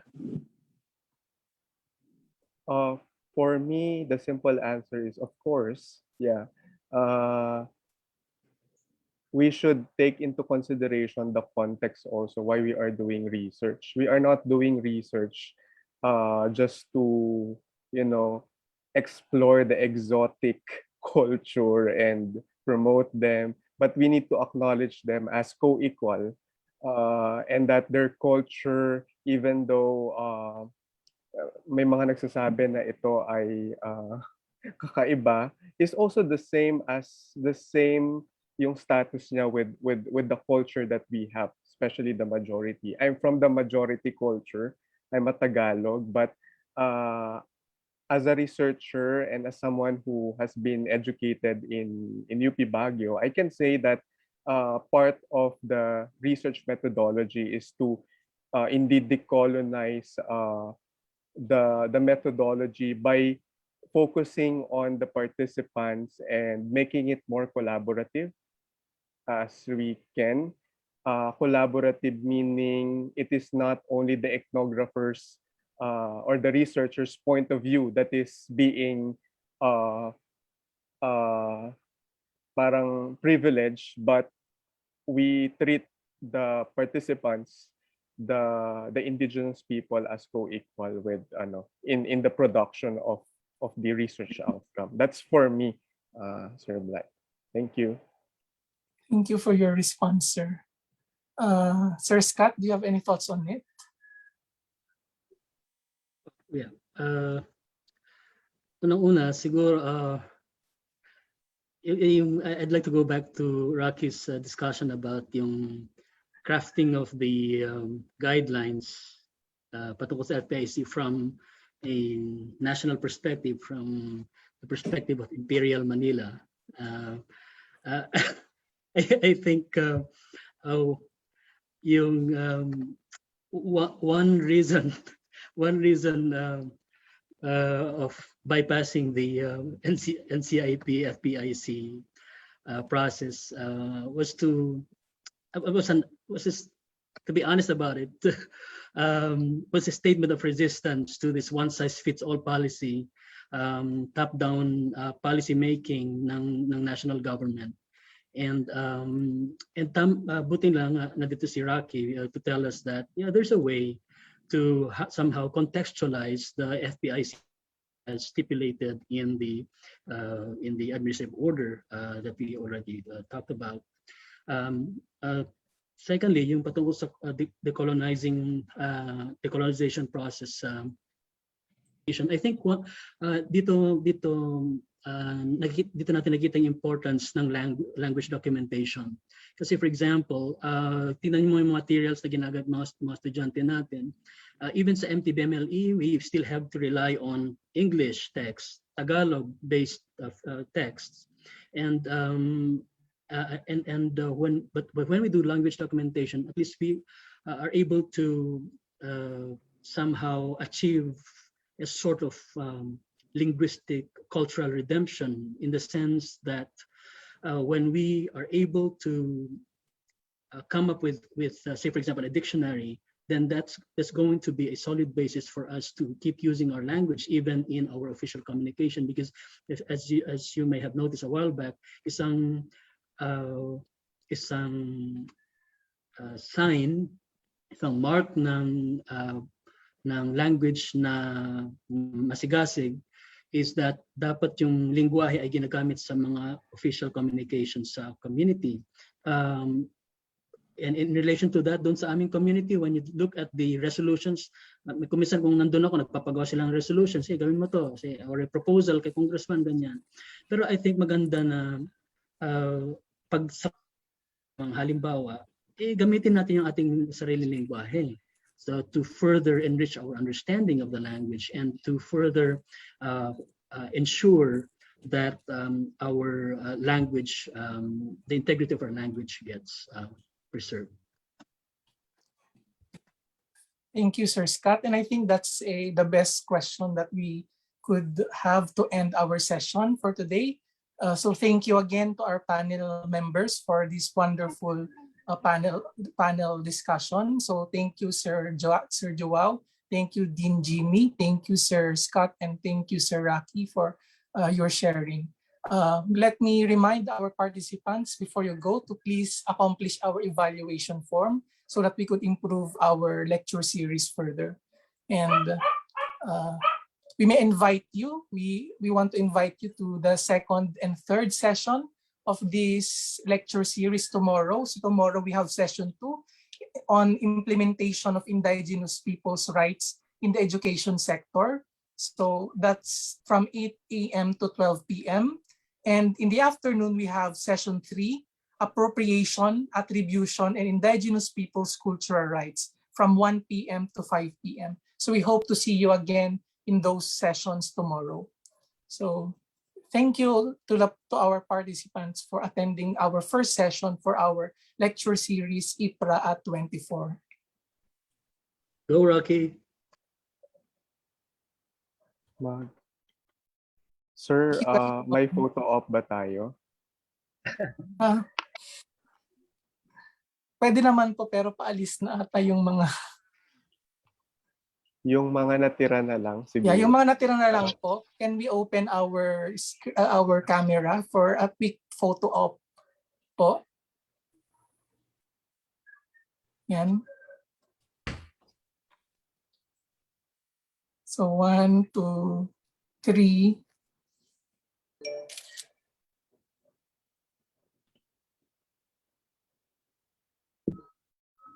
Another panel. 1, 2, 3.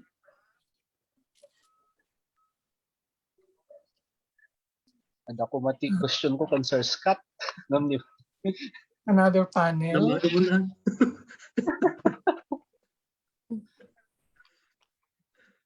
No, next year manen. Next year. The next year manen Rocky si kanto te ag question ken ni Scott. Ada question ko kanya natataya. Another panel.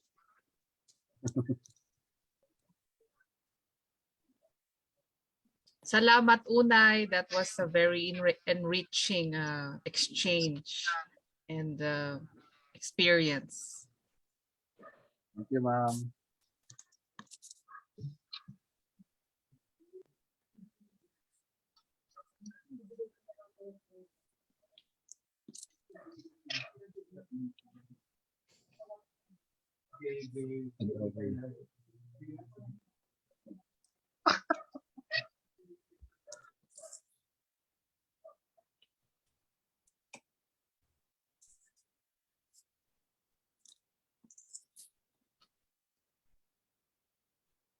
Nahirapan na si Sir Vlad kasi marami. Ang dami nga pong tanong, ma'am.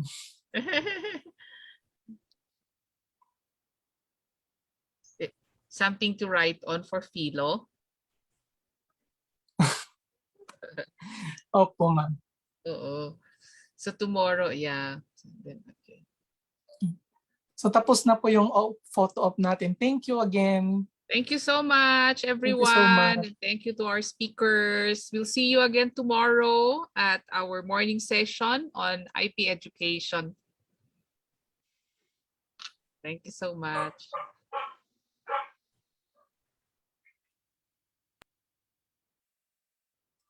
All right.